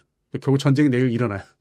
근데 제가 볼 때는 27년도, 28년도를 그냥 넘기고 실제 이제 그러다 보면 이제 긴장이 좀 안 일어나잖아. 또 안 일어났어. 두 번째 안 일어났어. 이제 이럴 수 있어요. 논리적으로. 그럼 이제 2030년대 진짜 날 수가 있지. 2035년도 정도. 왜냐면 중국군이 그때는 어느 정도의 장비가 더 거의 현대화되고 있기 때문에 지금은 현대화되고 있는 중에 한 70%를 봐야 돼요. 왜냐면 중국군의 그 후방에 보면은 전차나 전투기 뭐 옛날 구형 것도 많거든요. 뒤로 다 빼놨지. 전방에는 이제 대만 상대로 최신 무기들만 배치하고 있고. 그래서 그게 다 교체가 되고 하면은 2032년부터 35년부터가 실제 마치 우크라이나 러시아 전쟁 예상 못했듯이 그런 상황은 아마 오히려 2032년부터 시작되지 않을까. 그전에는 아주 막 치밀하고 아주 상당히 긴장이 높은 대결은 계속 이어질 거고. 저는 좀 그렇게 보고 있습니다. 과거를 이렇게 보니까.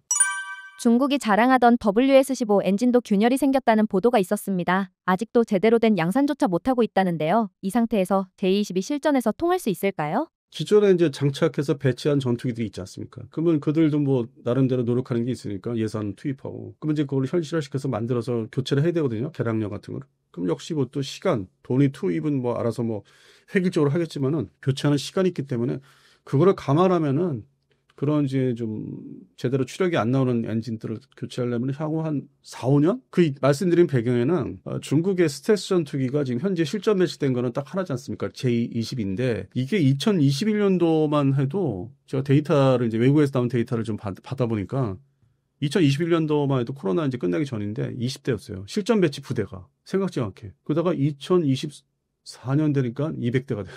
그 사이가 한 4, 5년 걸린 거예요. 그게를 자기들 그 생산 공장에서 라인에서 엄청나게 대규모 대량 동시에 벌려놓고 다 생산 제작을 해서 배치한 거예요. 그러니까 물론 이제 그 기반되는 재료들은 미리 이제 만들어서 가져와서 이제 다 시간을 이렇게 가지면서 했는데 2025년도 현재 200대가 맞아요.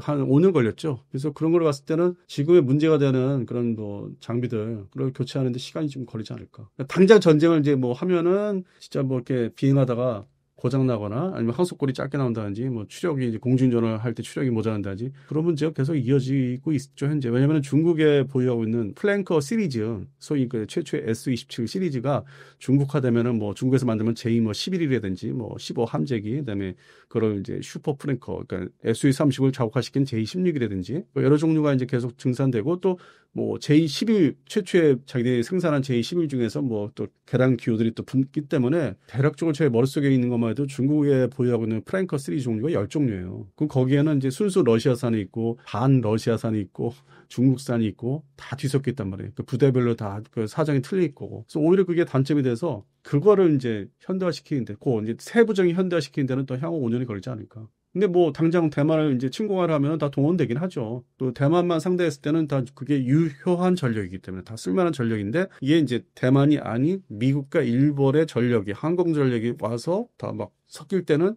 불리한 측면이 많죠. 중국군이. 그게 뭐 제대로 이제 싸우는 것도 있겠지만 못 싸우는 것도 있고 격추되는 것도 있고. 그래서 그런 측면에서는 27년도 시진핑 주석이 27년도까지 뭐 다 완비하라고 했던 이유가 다 그런 데 있는 거예요. 근데 그때가도 지금의 그런 전력들, 뭐 미사일들, 최근에 이제 파키스탄에서 사용했던 미사일들 대량 보유를 해야 되는데 그 재고량은 더 쌓아야 되는데 이제 그걸 다 감안을 하고 전쟁을 일으켜야 될 거예요. 근데 지금은 한 70% 단계 같아요. 근데 그걸 감추기 위해서 거듭된 훈련, 동원, 장비들을 동원해서 이제 대만 주변을 포위하는 훈련은 뭐 언제든지 얼마든지 할 수 있으니까 보여주는 시연하는 거는.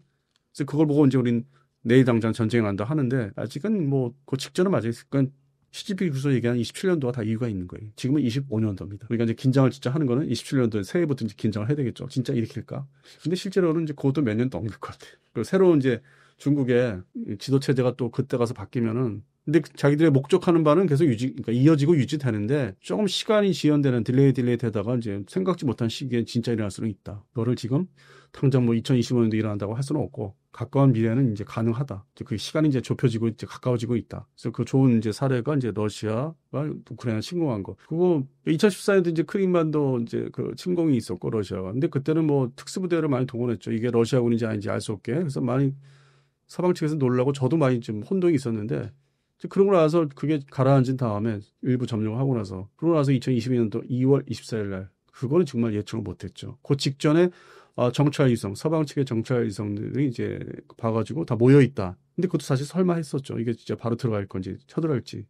그래서 그런 이제 중간에 긴장 완화했던 시간이 있었기 때문에 이게 주기별로 10년 단위로 이제 좀 보긴 해야 돼요. 그래서 2014년도에 14년도에 대만도 그런 상황이었는데 긴장은 상당히 높이 올라갔던 상황이 있었는데 지금이 다시 이제 그 시점이 됐다고 하는 건 맞아요. 근데 좀 유심히 이제 다들 긴장 관련자들 국제적으로 관련자들이나 뭐 미국 국방상이라든지 일본 또 자위대 방위성도 그렇고 우리나라도 이렇게 지켜보고 있는데 요거 넘기면은 아마 또 다음 텀이 아마 2030년대 초반이 아닐까. 그렇게 이제 전망하는데 중간에 2027년도 있겠잖아요. 이제 애매하잖아요, 시간이. 그리고 시진핑이 지금 뭐, 우리 유튜브 분야에서는 이제 그런 방송들이 많은데 흔들리고 있다, 뭐, 퇴임할 거다, 뭐, 이런 얘기 있었고, 일반 지상파나 신문에서는 얘기 안 하는데, 그래서 그런 것도 좀 변수가 있고. 그래서 지금 뭐, 올해 잘 넘어가면은 글쎄요, 한 2032년도가 또 주기별로 오는데, 그때는 모든 장비를 중국군이 뭐 엔진 교체도 하고 좀 더 성능 좋은 걸로 다 이렇게 해서 자기 나름대로 평가를 해서 준비가 이제 됐다 쳐들어가자 하는 시기가 이제 올 수는 있죠. 근데 하여튼 올해 2025년도는 좀 더 긴장하고 지켜봐야죠. 후티 반군 드론에 미 구축함이 위협받았던 사례를 보면 한국도 원거리 해상에서의 대응이 걱정된다는 지적이 나옵니다. SLBM이 해상 봉쇄 상황에서도 유효한 억지력이 될 수 있을까요? 중국, 북한 전력까지 감안했을 때 실전성은 어느 정도일까요? 근데 현실적으로 지금 당장 직면한 문제는 중국의 서해 공정을 이제 착수를 해서 구조물을 설치한다든지 이제 뭐 전문적인 용어가 있지만은 그래서 시작을 했어요. 그동안 20년, 2005년 이래로 사실 그때 2005년도부터 저 개인적으로나 그 당시 정부 관계자들이 해경 중심으로 중국의 이제 서해 공정을 이미 20년 전에 이제 좀 그 경고를 했었죠. 쟤들이 언젠가는 이제 이렇게 할 것이다. 그리고 뭐 밑에 뭐 칠광구도 지금 뭐 다 소멸되고 있지만은 그러니까 제주도 인근 해역 중국 방면으로 20년 전에 걱정했다가 다행히도 잘 넘어왔는데 지금은 이제 진짜 현실로 이제 오고 있지 않습니까? 자, 그러면 이제 이때 전쟁을 하자는 게 아니라 중국 사람들은 뭐 치고받고 싸우자는 게 아니라 견제. 아, 나도 이게 전력이 있어. 그러니까 좀 함부로 대하지 마. 그리고 내가 24시간 여기 해당 해역 그 근처를 감시 초계를 할 수 있어. 우리 전력이 있어. 하는 걸 보여줘야 되거든. 시연. 그러니까 해군력의 목적은 시연인데 지금 문제가 되는 게 북한에만 집중하다 보니까 이 전력 건설을 좀 이상하게 좀 아주 불균형하게 했어요. 안 한 게 아닌데. 그리고 이제 툭 하면은 뭐 SLBM 얘기하고 뭐 잠수함 얘기하는데 좋습니다. 3,000톤급 잠수함 도산 안 쳐먹고 이제서야 세 척 가지고 있어요. 이제서 실전 배치. 무슨 얘기냐면은 동시에 건조를 많이 했더라도 3,000톤급 일본 해상 자위대처럼 3,000톤급 SLBM 발사할 수 있는 잠수함. 이거를 뭐 한 18척 갖고 있어야 이게 진짜 견제력이죠. 그러니까 전술적인 견제력. 근데 지금 애매하게 세 척 있고 나머지는 214. 잠대지라든지 뭐 발사할 수 있는 능력은 이제 있는데 그러면 209 9척 얘가 이제는 저기 좀 계륵이죠. 쓸모없는 그러니까 완전 쓸모없는 북한 상대로 쓸모없는 건 아닌데 주변국 상대로 해서 얘가 역할을 제대로 할 수 있을까? 그냥 어뢰 발사용이니까 일부 두세 척은 이제 하프 발사 할 수 있지만 그래서 그 생각을 해봤어요. 그럼 수주전력이 지금 제대로 건설을 되고 있느냐? 아직도 그 9척 지금 현재 3척이에요. 3,000톤급이 나머지 6척을 언제 다 실전 배치할 거냐? 이 문제가 대두되고 있고 그러니까 대량 동시에 건조를 했어야 되는데 한 척 한 척 발전하다 보니까 그리고 이제 서해 공정 문제 중국의 상대로 좀 건실한 그 호위함들 뭐 4,000톤 이상 5,000톤 이상의 호위함들이 많아야 되는데 지금 저게 상황을 보니까 2함대는 북한 순수 북한용으로 돼 있고 3함대는 교육 훈련이고 그 척수도 보유하고 있는 수상 전투함 호위함들이 뭐 4척 3척 되게 미비해요. 그럼 결국에는 기동전단이 동원되어 있다는 얘기인데 뭐 제주도에서 부산 해작사를 왔다 갔다 하는 근데 이것은 또 그러면 이제 그 제주도나 부산에 있는 진해도 가 있어요. 왔다 갔다 세 군데로 왔다 갔다 해요. 수시로 부산, 진해, 제주도. 그럼 이게 옮겨진다 이거예요. 작전 그 투사되고 어떤 견제 대립을 하려면은 이다 옮겨주면은 문제가 생기는 게 이제 독도 초계 문제. 자 이게 무슨 얘기냐면은 함정이 큰 함정이 모자라다는 얘기 지금. 기존에 해역함대는 2함대, 3함대는 역할을 북한의 거를 겨우 하는 동 마는 동 지금 그런 수준이고 그것도 큰 그 호위함들이 제때 배치가 안 돼가지고 함정 건조하는 거는 잘못 맡겼어요. 방위사업청이 뭐 SK 뭐 플랜트인가 뭐 이상한 회사에다 알 수 없는 회사에다 맡겨가지고 제때 배가 안 나오고 있어요. 그러다 보니까 그 문제가 이제 결국 이런 결과로 오는 거예요. 그럼 저거를 전쟁하자는 게 아니라 밀어내야 되고 야 더 넘어오지 마세요. 우리도 배 많아요. 큰 배 미사일 발사할 수 있는 배 많아요. 오지 마세요. 감시할게요. 이래야 되면 많이 배치를 갖다 투입을 해야 되잖아요. 그리고 독도도 지켜야 되고 독도도 이제 그 초계도 해야 되고 그러니까 모자라다니까 지금 배가. 그런 문제가 지금 이제 대두가 되고 있어요. 오늘 현재. 그리고 저렇게 무슨 이상한 업체들 아니면은 또 땡깡 부리는 업체 때문에 사업들이 착수 안 되는 KDDX. 물론 이제 올해 안에 뭔가 해법이 나올 수도 있는데 그런 문제. 업체들의 어떤 이익 관계 때문에 해군의 전력 증강이 지금 방해를 받고 있는 그거를 컨트롤 못하는 방위사업청. 그게 더 문제예요. 어떤 눈에 보이는 뭐 북한, 중국 해군 이건 두 번째 문제예요. 내부의 적이 있는 거야. 내부의 적이. 전력 증강을 방해하는 사람들, 대한민국 국민이라고 하면서 난 그 사람들이 더 문제라고 생각해. 그러니까 다 이게 연쇄적으로 생각을 해본 거예요. 잠수함 얘기하셨잖아요. 잠수함에 그럼 그게 겨우 세 척인데 아홉 척이 있어야 뭔가 견제력이라고 말을 이렇게 꺼내보지. 발사하니까.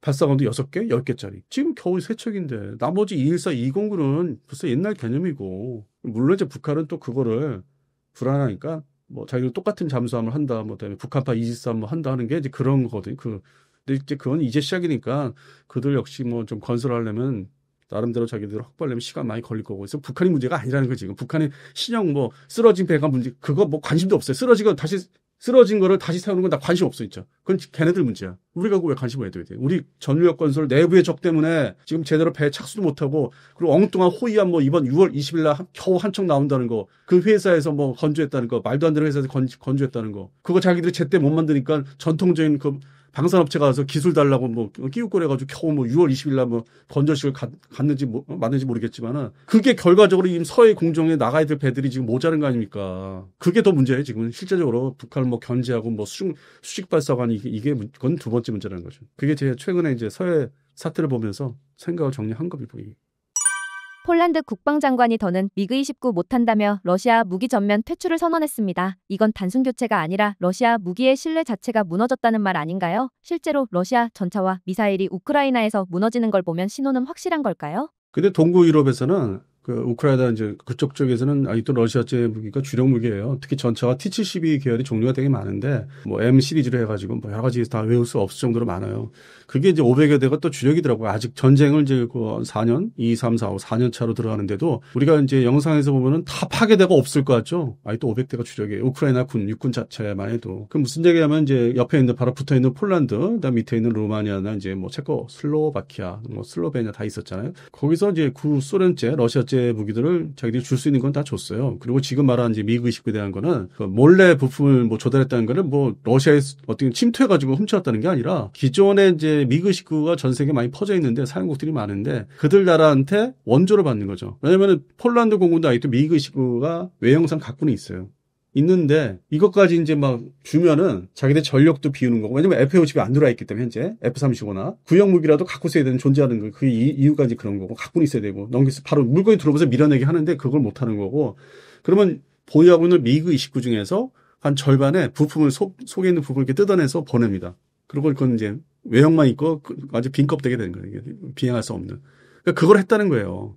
그 부분을 독립전환시키려고 해서 하고 겨우 몇 대 행사용으로 이제 뭐 러시아한테 보여야 되니까 니네가 옛날에 뿌렸던 무기를 다 원조용으로 안 줬으니까 아주 고깝게 생각하지 마라. 일부 이렇게 그러니까 행사 때 한 4대씩 비행해. 뭐 F-50하고 비행한다든지. 이제 그런 정도 남겨놓고 나머지는 그 부품 빼서 빨리 줘버려. 걔들 전쟁해야만 우리가 앞에 막아주니까. 그래서 그런 정도로 한계가 왔다는 거지 지금. 그리고 전 세계적으로 미그-29가 이제 사용한 나라들이 가동률이 다 떨어지고 있어요. 뭐 예를 들어서 말레이시아는 그놈의 엔진 문제 때문에 사용하다 중단 때려쳐서 없애버렸고 보관 이제 그런 거가 있고 페루군도 역시 사용한 기간이 오래돼서 가동률이 상당히 낮아서 뭐 2대 세대밖에 비행할 수밖에 없고 그러다 보니까 빠른 시일 내에 그 무기를 대체할 수 있는 전투기가 뭔가 찾아보니까 대한민국의 F-50이 뭐 한 2년 만에 전투기를 주니까 그리고 가격이 저렴하고 그래서 그런 측면에서 이제 이게 선호가 되는 게 그건 좀 다른 거죠. 필리핀 공군하고 또 다른 얘기지만 그렇게 돼 있고 그래서 미그-29를 얘기하셨는데 전 세계에서 뜯어다가 좀 조달해서 줄 어떤 부품이 이제 한계가 왔다는 거죠. 저 아프리카 국가에서 이제 뭐 미그-19나 S-27 갖고 있는 나라가 있는데 워낙 뭐 아시다시피 아프리카는 말 안 들어요. 그런 거 협조 안 해. 원래 그쪽 지역이 서방 측하고 담싸고 살게 있기 때문에 가지고 있어도 조달이 안 되죠. 하다못해 이제 뭐 전차 부분 T-72를 이제 뭐 케냐군도 갖고 있고 모로코도 있는데 그쪽에서는 조달이 생각 외로 안 되나 보더라고요. 자기들 이제 끌어안고 있는 거예요. 주변에 또 환경이 있기 때문에 케냐도 주변에 소말리아라든지 뭐 이렇게 있지 않습니까? 수단이라든지 그리고 모로코는 또 이제 그 뭐 사막 지역에 또 반군들이 있고 또 알제리하고 또 결혼지간이고 뭐 이런 게 있어서 그런 데서 조달이 안 되고 결국에는 즉각적으로 이렇게 응답하는 지역은 이제 서유럽의 나라들 그다음에 이제 동구권 동유럽에서 조달을 이제 한 게 다른 거예요. 이제 더 이상 빼줄 게 없는 거예요. 그 부품을 빼서 주는 것도. 그래서 무기 조달이 이제 그런 측면에서 있고 우크라이나하고는 아직도 주력 전차는 T-72 계열 500여 대를. 나머지 또 다른 전차 다 잡동사니 다 모아서 갖고는 있는데 숫자가 제일 많은 게 500대 T-72예요. 그래서 뭐 러시아제 무기가 뭐 효용성이 없다는 그거는 좀 많이 앞서간 거고 지금 우크라이나 러시아 전쟁에서는 이제 그거에 의존할 수밖에 없다. 아직도 우크라이나하고는 러시아제 소련제 러시아제 무기에 많이 의존하면서 그걸 간극을 메꾸는 게 이제 드론, 자폭 드론의 다종다양한 그다음에 마치 이스라엘 모사드처럼 러시아 땅 내에 침투해가지고 발사했죠. 영화의 한 장면처럼 그냥 다 이렇게 발사하는 거. 그걸로 이제 해결을 하는 거죠. 어떤 레버리지, 서로 이제 균형을 잡는, 전쟁에 수행하는 데서 균형을 잡는 게 그런 이제 드론. 그러다 보니까 전 세계적으로 저것으로 다 전쟁을 다 끝낼 수 있다? 하는데, 뭐 항상 말씀드리지만은 무기 체계는 골고루 다 가지고 있는데, 그걸 소홀히 했던 소형 드론, 이제 UAV계의 큰 거 말고 소형 드론에 소홀히 했던 나라가 이제 미국과 대한민국입니다. 오히려 일본보다 못해요, 우리가. 일본은 그동안에 이제 큰 UAV에 대해서는 좀 이렇게 천천히 바라보다가 이제서야 정찰 감시용으로 도입을 하고 있으면서 동시에 이제 자폭 드론도 이제 개발하겠다. 그래서 일본보다 오히려 우리가 못해요. 그리고 제도 자체가 중소업체 중심으로 하면은 답 없어요. 그래서 드론 분야를 강화를 해야 돼요. 방산업체 그 대기업 중심으로. 그 부분이 이제 새로운 정부에서 해결할 이제 과제입니다. 그래서 러시아제 무기의 뭐 신뢰성이 떨어진다는 거는 그러니까 신규 무기들이 진입을 못하는 거 있어요. 뭐 SU-57이나 지금 그 아르마타 전차라든지 그거를 이제 실전 배치에 대량 배치하기 전에 자기들 스스로 전쟁을 일으켰기 때문에 그런 러시아제 신무기 분야로 못 넘어가는 거죠. 근데 앞으로 당분간은 그거 대량 생산 못할 것 같아요. 옛날처럼 못할 것 같아요. 이 상태에서 전쟁을 이제 하다가 휴전을 하든지 나가서는 종전을 이제 해야 되는데 그래서 그런 측면에서는 과거에, 그러니까 전체적으로 봤을 때 구소련, 러시아, 그 무기체계, 냉전, 탈냉전을 하면서 1990년대 초반, 중반, 후반에 자, 손을 다 내려놨습니다. 이제 러시아로 되면서 신규 개발을 못하고 현상 유지하기 위해서. 근데 그걸 가지고 전쟁을 일으킬 줄은 몰랐지. 정규전은. 대규모. 그래서 이게 이제 결론 말씀드리면은 러시아 무기 체계는 더 진전, 발전이 한계에 왔다. 옛날 같지는 않다. 근데 지금 있는 무기 체계가 뭐 고철이다 이 얘기는 또 아니 다른 얘기예요. 그래서 그 신규 개발과 앞으로 미래 지향적으로 무기 체계 개발이 좀 소홀히 이제 할 수밖에 없는데 그거를 그 일종의 과거에 냉전 시절 때 열심히 만들었던 뭐 무기 개발 아주 골고루다. 육해공, 해병대 그게 중국으로 이제 옮겨간 거예요. 중국이 그거를 이어받았어. 지금 중국이 그러고 있더라고. 그래서 그거를 보고 있는 미국이 저걸 때려잡아서 주저앉혀야 되겠다. 저거 내버두면 사고 치겠다. 그래서 지금 경제적으로 포위해서 이 돈 문제부터 이제 차단을 하는 거예요. 근데 처음에 트럼프 전략은 강하게 때린 다음에 그 다음에 협상해서 이제 좀 자기가 원하는 거를 이제 확보하는 그런 어떤 전술 전략인데 그거는 이제 근본적으로 트럼프가 저러는 게 중국의 군사력을 더 이상 발전을 이제 못 시키게 하려고 그런 목적을 가지고 있어요. 다 군사 쪽으로 다 귀결이 됩니다. 근데 러시아는 이 상태에서 머물 거라는 거. 신규 신형 무기들 등장이 좀 앞으로는 어렵다. 그리고 우크라이나를 또 한번 침공을 3차 전쟁을 생각을 할 거예요. 하기 때문에 신형 무기를 대량 양산, 그러니까 휴전을 하면서 신형 무기를 이제 생산하는 쪽보다 기존에 쉽게 만든 거, 손에 익은 무기들, 전차들이나 전투기는 또 계속 만들어. 또 세 번째 들어가야 되니까 준비해야 돼. 그래서 기존 무기들은 계속 생산을 할 거예요. SU-35라든지, 그다음에 뭐 T-90 전차라든지. 요거는 어떤 시스템이 갖춰져 있으니까 생산 체계가. 그 부분은 변함이 없을 거다. 그래서 보충을 할 것이다. 그 부분은 이제 유의 깊게 봐야 되죠. 숫자가 다시 채워지는지를. 기존 무기 체계가, 주력 무기 체계가. 그래서 우크라이나 또 입장에서는 골아플 거예요. 그 휴전을 해도 다음 전쟁 대비하려면 어떻게 이걸 조달을 해야 될지가. 그래서 그런 상황이 좀 와 있습니다. 폴란드와 핀란드가 K2로 빠르게 바꾼 것도 그냥 업그레이드가 아니라 러시아식 전쟁이 끝났다는 선언일까요? 아니면 다른 의미로 더 봐야 할까요? 3차 침공. 근데 3차 침공은 이제 대규모로. 그러니까 특정 우크라이나 지역만 들어가는 게 아니라 마치 세계대전 규모식으로 핀란드 쪽을 노린다든지, 벨라루시 통해서 뭐 이쪽으로 넘어오는데 폴란드 쪽을 친다든지 정신없게 만드는 거죠. 그러려면 러시아 쪽 입장에서는 그 전쟁을 또 준비하려면은 새로운 무기보다는 그러니까 대량 생산 못 들어간 무기보다는 기존의 끝판, 맨 마지막에 왔던 뭐 T-90의 M형이라든지 뭐 SU-35라든지 이거를 더 증산을 해서 그걸 어느 정도 완비한 상태에서 동시전쟁을 일으켜야 되기 때문에 아주 혼란스럽게. 그러면은 그 시간이 그렇게 길지가 않단 말이에요. 지금으로부터 향후 5년, 2030년까지는 대비를 해야 돼요. 폴란드 입장에서는. 그래서 그거에 입맛에 맞게 조달을 이제 할 수 있느냐. 그게 이제 2022년 7월, 9월부터 시작이 됐지만 우리나라 K방산 아주 지극정성으로 우리가 폴란드에 조달을 해주니까. 그리고 가장 최근에 시간을 끌긴 했지만은 오늘 현재 폴란드가 K2 전차 2차, 180대 2차죠. 이건 타결 받죠. 그러면 이제 타결 받기 때문에 지금 이제 기존의 180대 플러스 180대, 360대, 한 400여 대죠. 400대 근접해는 또 그 다음에 또 발주를 할 테니까. 그게 이제 짧은 5년 이내에 할 수 있다고 이제 확인이 된 거예요. 대비를 할 수 있고 조달할 수 있는 게 어떤 유럽제 전차보다는 유럽의 레오파드 시리즈보다는 이게 더 빨리 받을 수 있다.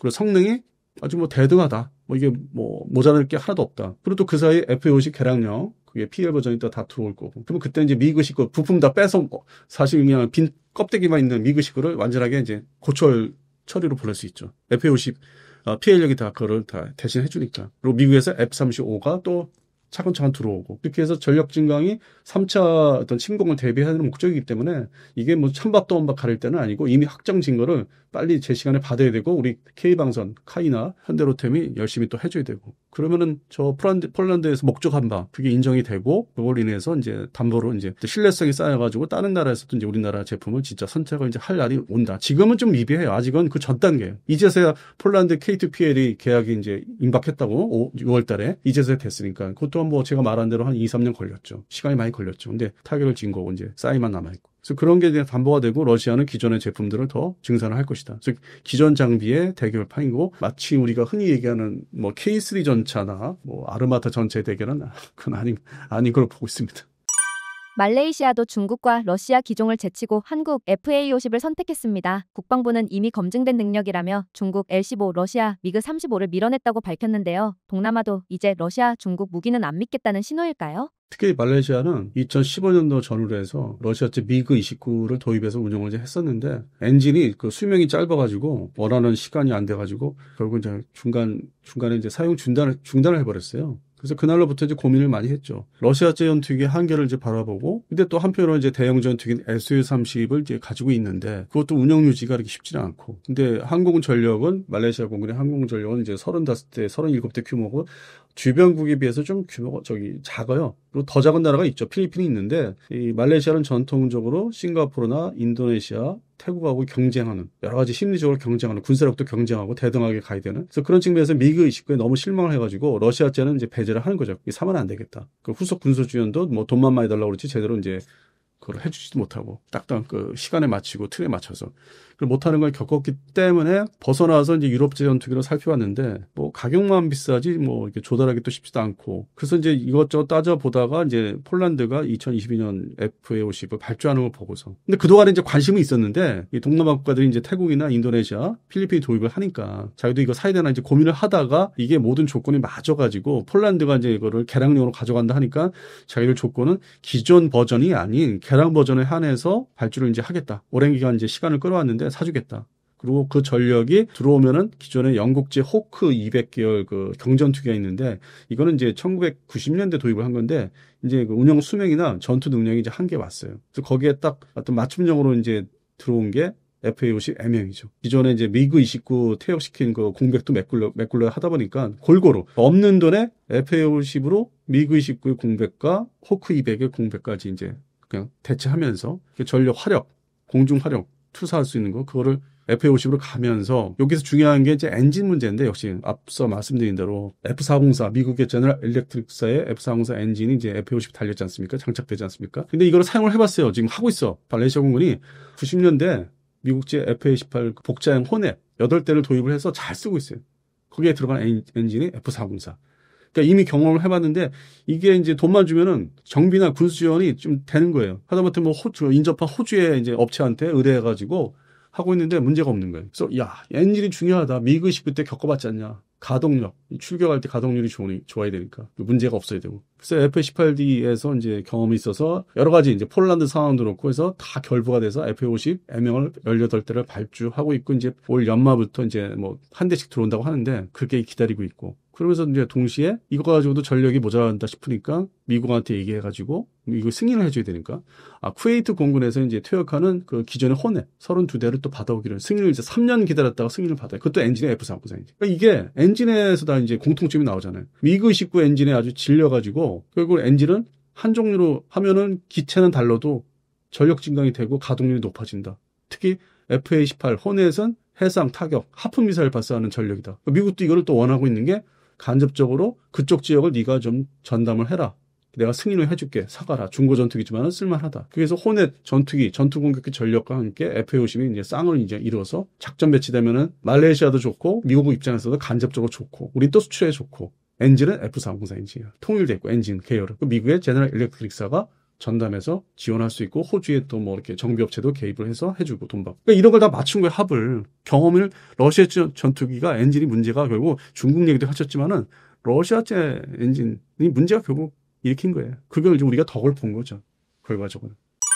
폴란드와 리투아니아는 최근 발틱 실드 계획을 발표했습니다. 러시아 무기로는 더 이상 발트해를 못 지킨다는 말처럼 들리는데요. 나토 동부전선에 깔린 러시아 장비들 이제는 사실상 무력해진 건가요? 근데 미국 입장에서는 이거를 전투기부터 시작해서 전차도 그렇고 상당히 오랜 기간 이제 나토에 가입한 것만 중요한 게 아니라 무기 체계를 좀 호환성이 서로 있는 포탄을 뭐 같은 걸 쓴다든지 하다못해 전투기 기관포라든지 어느 정도 이제 여러 나라 27개, 32, 뭐 하여튼 30여 개가 모여있기 때문에 무기 체계의 종류를 줄여야 되는 과정에서 그 러시아제 무기를 이제 퇴출시키는 작업을 해왔는데 그게 이제 본격화된 게 이제 폴란드 입장에서 우크라이나 전쟁. 그걸로 이제 시작으로 해서 속도가 좀 빨라졌죠. 왜냐면 일단 줘야 되니까 우크라이나 군정 모아서. 그래서 이게 뭐 생각보다는 이제 시간이 단축돼가지고 러시아제 무기가 좋다 나쁘다 이걸 떠나서 퇴출시켜서 어떤 무기의 어떤 호환성, 특히 탄약 문제하고 어떤 그 전투기가 종류가 좀 줄어들어서 교신하는 거, 통신 그다음에 IFI 저가 식별 문제라든지 물론 이제 거기다 장착하면 뭐 러시아제도 장착하면 된다고 하는데 일단 외형상부터 식별을 좀 용이하게 하기 위해서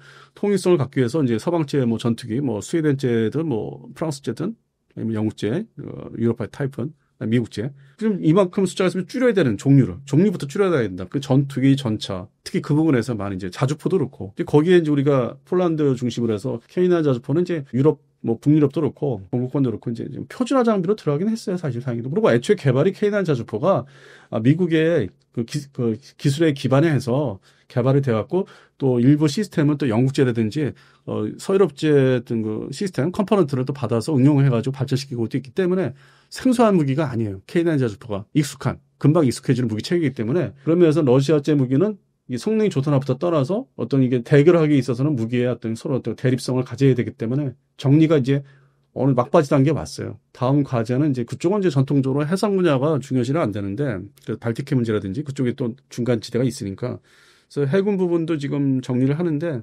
수상함, OEM 중심으로 그 중심으로 또 많이 또 현대화 작업이 들어가고 있죠. 근데 현재 진행되고 시작된 부분이 있고 자주포는 이제 꾸준히 될 거고 그게 이제 양대축이 되는 거죠. 기존에는 이제 미국제 M105 시리즈가 많이 전매했던 게 좀 줄어들면서 뭐 이태리제 뭐 M105 시리즈가 있고 그래서 여러 종류가 있던 거를 모아가지고 우크라이나 줬어요. 그게 M105 시리즈가 뭐 한 6종류가 가 있더라고. 그게 유럽에서 생산하는 종류만 해도 면허 생산. 그래서 그런 측면에서는 되레 글로 보냄으로 인해서 사라지는 거예요. 그 자리를 K9이나 뭐 좀 거만한 나라에서는 PZH-2000을 또 하겠지만은 그러니까 또 줄어드는 거예요. 이게 세 종류로 생각했는데 두 종류로 이제 표준화될 수 있고 이제 궤도식으로 얘기하면은 물론 이제 차륜형은 또 여러 종류가 있지만 그래서 이게 지금 전쟁이 발발하면서 오히려 무기 체계가 나토 무기 체계가 정리가 되고 있다는 효과가 있어요. 거기에 우리가 진입한 게 대한민국 K방산이. 그리고 이제 사실 그들 나라 입장에서는 전력 증강이 도움이 됐기 때문에 전반적으로 이제 안보가 이제 좀 이렇게 확보가 되는 거기 때문에 실제 속마음으로는 싫어할 수가 없는 한국 제품에 대해서 그냥 방산업체 중심 그 나토 지역의 뭐 프랑스, 영국, 독일 중심의 방산업체가 싫어하는 거지 그 안보 책임자들은 그 나토의 안보 책임자들은 이제 이거를 되게 다행이다 싫어할 이유가 없다는 거죠. 그래서 지금의 상황은 이제 러시아제 무기를 이제 정리해서 다 우크라이나다 줘버리자. 3차 대비도 해야 되기 때문에 3차 전쟁 대비해야 하기 때문에 싹싹 긁어서 뭐 속에 알맹이를 빼서 주든 이게 또 안보니까 자기들 나토에 대한 안보이기 때문에 나토 지역이다. 그래서 그런 측면에서 상당히 많이 줄어들었어요. 러시아제 무기에 뭐 미그 11, 뭐 크로아티아가 다 퇴역시키고 그런 측면에서는 많이 현대화가 동시에 되고 그래서 항상 과제는 뭐 동북아시아도 그렇지만은 3차 전쟁이 이제 일어나면은 우러 전쟁 3차 전쟁이라면 본격 전쟁이 아마 그때 가서는 이제 러시아도 우려하는 게 자기들이 또 일으킨다 하더라도 핵 전쟁을 갈 가능성이 있다고 얘기했어요 최근에. 다음 전쟁이 이제 자기들이 일으키면은 수행을 하면은 그 핵전쟁으로 갈 가능성이 좀 높아진다. 그리고 이제 동북아시아 오면은 대만 중심으로 무기 현대화, 그러니까 미사일 중심으로 2027년도 넘어가면은 대만과 일본도 투발할 수 있는 미사일 종류가 엄청 늘어나요. 지금 발주한 게 많거든. 그래서 어떻게 보면 2030년대가 동북아시아 지역이나 양안 사태, 그다음에 저쪽에 러우 전쟁이 또 정말 치열하게 더 확대되는 거는 또 앞으로 세 번째 시기가 아닌가. 근데 그 사이에 중동 지역은 좀 정리가 좀 됐으면 좋겠습니다. 시리아도 이제 뭐 다시 회복이 됐지만은 나머지 후티 반군도 정리가 돼야 되고, 그다음에 이란도 좀 평화롭게 좀 내려앉아야 되고, 핵무기 개발하지 말고. 그러면 이제 중동 문제, 미국 입장에서는 중동 문제만이라도 좀 정리가 돼서 이 동북아시아에 신경을 좀 쓰고, 나토는 나토대로 해야 되고, 좀 전망을 하면은 이제 그런 부분은 이제 가야 되지 않을까 하고 있습니다. 한국 무기를 도입한 국가들 반응을 보면 성능보다 더 강조하는 게 빠른 납기와 서방 무기와의 호환성입니다. 폴란드 병사들조차 러시아 무기는 비교조차 안 된다고 말하던데요. 결국 지금 전장은 기술보다 신뢰가 무기를 결정하는 시대 아닌가요? 현재 폴란드군도 그 러시아제 전차가 많이 좀 남아있거든요. 그리고 이제 그거를 자국화시켜서 개조한 뭐 PT-91 시리즈라든지, 그다음에 장갑차도 뭐 데이터를 보면은 중간중간에 러시아제 옛날 뭐 BRDM 시리즈라든지 뭐 BMP 시리즈, 그거를 다 이제 일소를 해야 돼요. 아직 뭐 섞여 있으니까. 그래서 이제 그런 부분에서 이 신형 장비, 한국산 장비를 써보니까 차원, 근본이 시대가 다르잖아요. 개발되고 양산된 시기가 달라요. 그러니까 그동안에 냉전 시절 때 러시아제, 구소련 때 장비가 문제가 많았던 게 우리 이제 그거를 이제 불검 사업을 통해서 특히 지상군 장비 중심으로 해서 이건 나쁜 거고 이건 좋은 거다 다 걸러냈기 때문에 그렇게 해서 KT 전차가 나오고 그다음에 K9 자주포는 이제 미국제 자주포를 이제 가져와서 발전시킨 게 있고 그래서 그런 측면에서는 그들 입장에서는 대단히 아주 뭐 딱 몸에 달라붙는 그런 무기체계고 지금 2차, 3차 발주가 계속 이제 이어지면서 지금 과도기에 들어가 있죠. 과도기에 들어가 있어서 이게 다 싹 밀어내야만 지금 뭐 이런 얘기조차 뭐 러시아제 장비는 도저히 못 쓰겠다. 이런 말조차 없어지게 하려면은 과거에 아주 오래된 옛날 얘기를 하려면은 시간이 또 필요합니다. 그래서 2027년 8년도 하면은 이런 얘기조차 언론에 나오지도 않는. 지금은 이제 바뀌고 있기 때문에 부대가 배치가 되면서 운영도 해보니까 이거는 신세계야. 이건 되게 좋아. 러시아 장비는 들어가기도 힘들고 뭐 안에 높낮이나 이런 게 너무 불편해. 뭐 자동 장전 발사 행시도 근본적으로 틀려. 뭐 이런 게 있어요. 비교를 하는 거죠. 그런 현재 과도기에서 나온 얘기예요. 러시아 장비는 당연히 나쁠 수밖에 없고. 그리고 트렌드가 이제 앞서 말씀드렸지만은 그런 문제를 또 다르게 개량한 나라가 중국제 무기들. 그러니까 최근에 중국제 무기들은 그러한 러시아제 단점, 무기의 단점을 또 개선해서 자기들 나름대로 또 개량하고 있다는 거. 그래서 점점 가면 갈수록 러시아제 무기는 그 옛날에 어떤 뭐 자기들의 어떤 화력도 강하고 뭐 실용화, 그러니까 아무 때나 쓸 수 있다는 그런 게 이제 좀 사라지기 시작하지 않을까. 그러나 이제 러시아 입장에서는 3차 전쟁을 대비하려면 자기들이 쳐들어가려면은 뭐 Su-35라든지 T-90M이라든지 동일한 시스템에서 만들 수 있는 건 계속 이제 제작해서 배치하려고 할 것이고, 근데 수출에 있어서는 차단되는 다른 나라 무기, 제3국의 무기로 이제 채울 수밖에 없는 시장에서는. 그래서 과거에 이제 러시아의 뭐 그것도 이제 사라지기 시작하는 거죠. 그러니까 지역 국가, 지역 대국으로 이제 남는 거죠. 핵무기가 많은 지역 대국. 그렇게 전망하고 있습니다.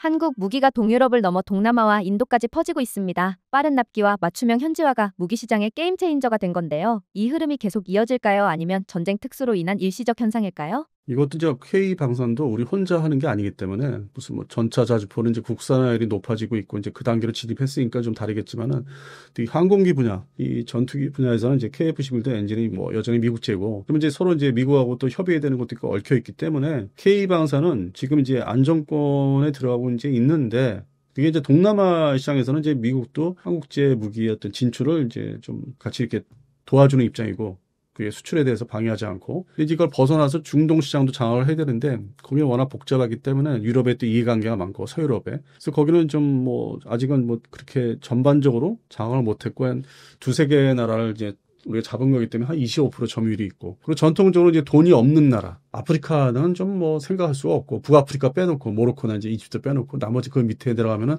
하나 뭐 복잡한 나라고 돈도 없고 있어도 뭐 딴 데 쓰는 나라이기 때문에 거기서의 K방산 진출은 그렇게 기대되는 게 없어요. 다른 분야에서도 그렇잖아요. 경제 분야나 뭐 어떤 외교 분야에서도 아프리카 뭐 그렇게 뭐 대단하게 생각 안 하니까 뭐 거기서 뭘 해야 되겠다고 뭐 그렇게 얘기를 안 하니까. 그럼 또 이제 중남미가 있는데 여기서 중미는 또 돈이 없어요. 지금은 뭐 미국하고 같은 그 불법 이민 문제 때문에 그것도 문제가 되고 있지만 그런 지역이고, 거기도 K방산의 진출이 그렇게 뭐 가시될 수 있는 게 아니고, 그러니까 남미는 이제 페루 중심으로 거점을 마련해서 가까운 미래에 있을 수 있는 뭐 브라질의 전차 사업이라든지 아니면 장갑차 사업이라든지 궤도식에 그런 부분을 좀 이렇게 도전을 해봐야 되고, 그래서 남미도 한 몇 나라 중동하고 좀 비슷할 것 같아요. 완전 전반적으로 다 장악하기는 어려워요. 거기도 뭐 전통적으로 이 서유럽에서 흘러들어온 그 사람들이 많고 어떤 정치에도 많이 거의 들어가 있기 때문에, 그래서 중남미 아프리카는 이게 발전성이 좀 떨어질 거다 K 방사는. 그래서 우리의 파이를 키워야 되는 거는 이제 동남아시아 더 나가서 이제 인도를 포함한 인도 지역, 방글라데시까지 다시 이제 불러들여서 서남아시아 일부, 이걸 완전하게 우리 손에 넣어야 되는 거. 그리고 이제 서유럽에 있어서는 동유럽은 이제 진출하고 있는데,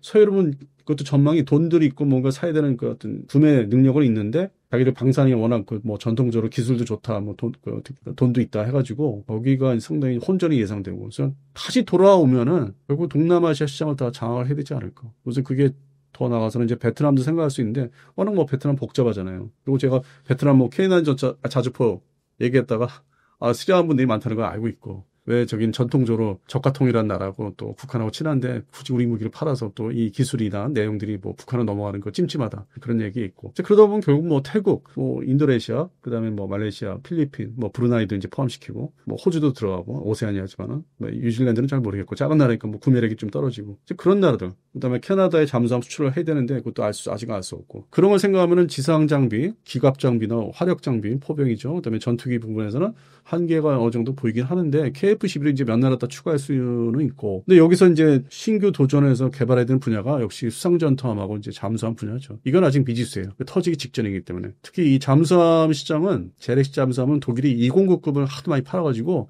그 대체할 수 있는 나라들은 많아요. 우리나라 잠수함이 들어갈 수 있는 나라는 남미에 또 집중돼 있고, 그래서 이게 또 돈 문제도 있고, 이게 또 변수를 그러니까 변수를 기다려야 되고, 수상전투함도 전 세계적으로 한때 트렌드가 있었는데 시장 호위함으로 바꾸는 게, 그래서 그게 또 많이 줄었고, 그래서 이게 K방산이 기존에 잡은 우리 고객들 관리가 더 중요하다. 그 안에서 우리가 잡은, 우리 손에 들어온 물고기죠.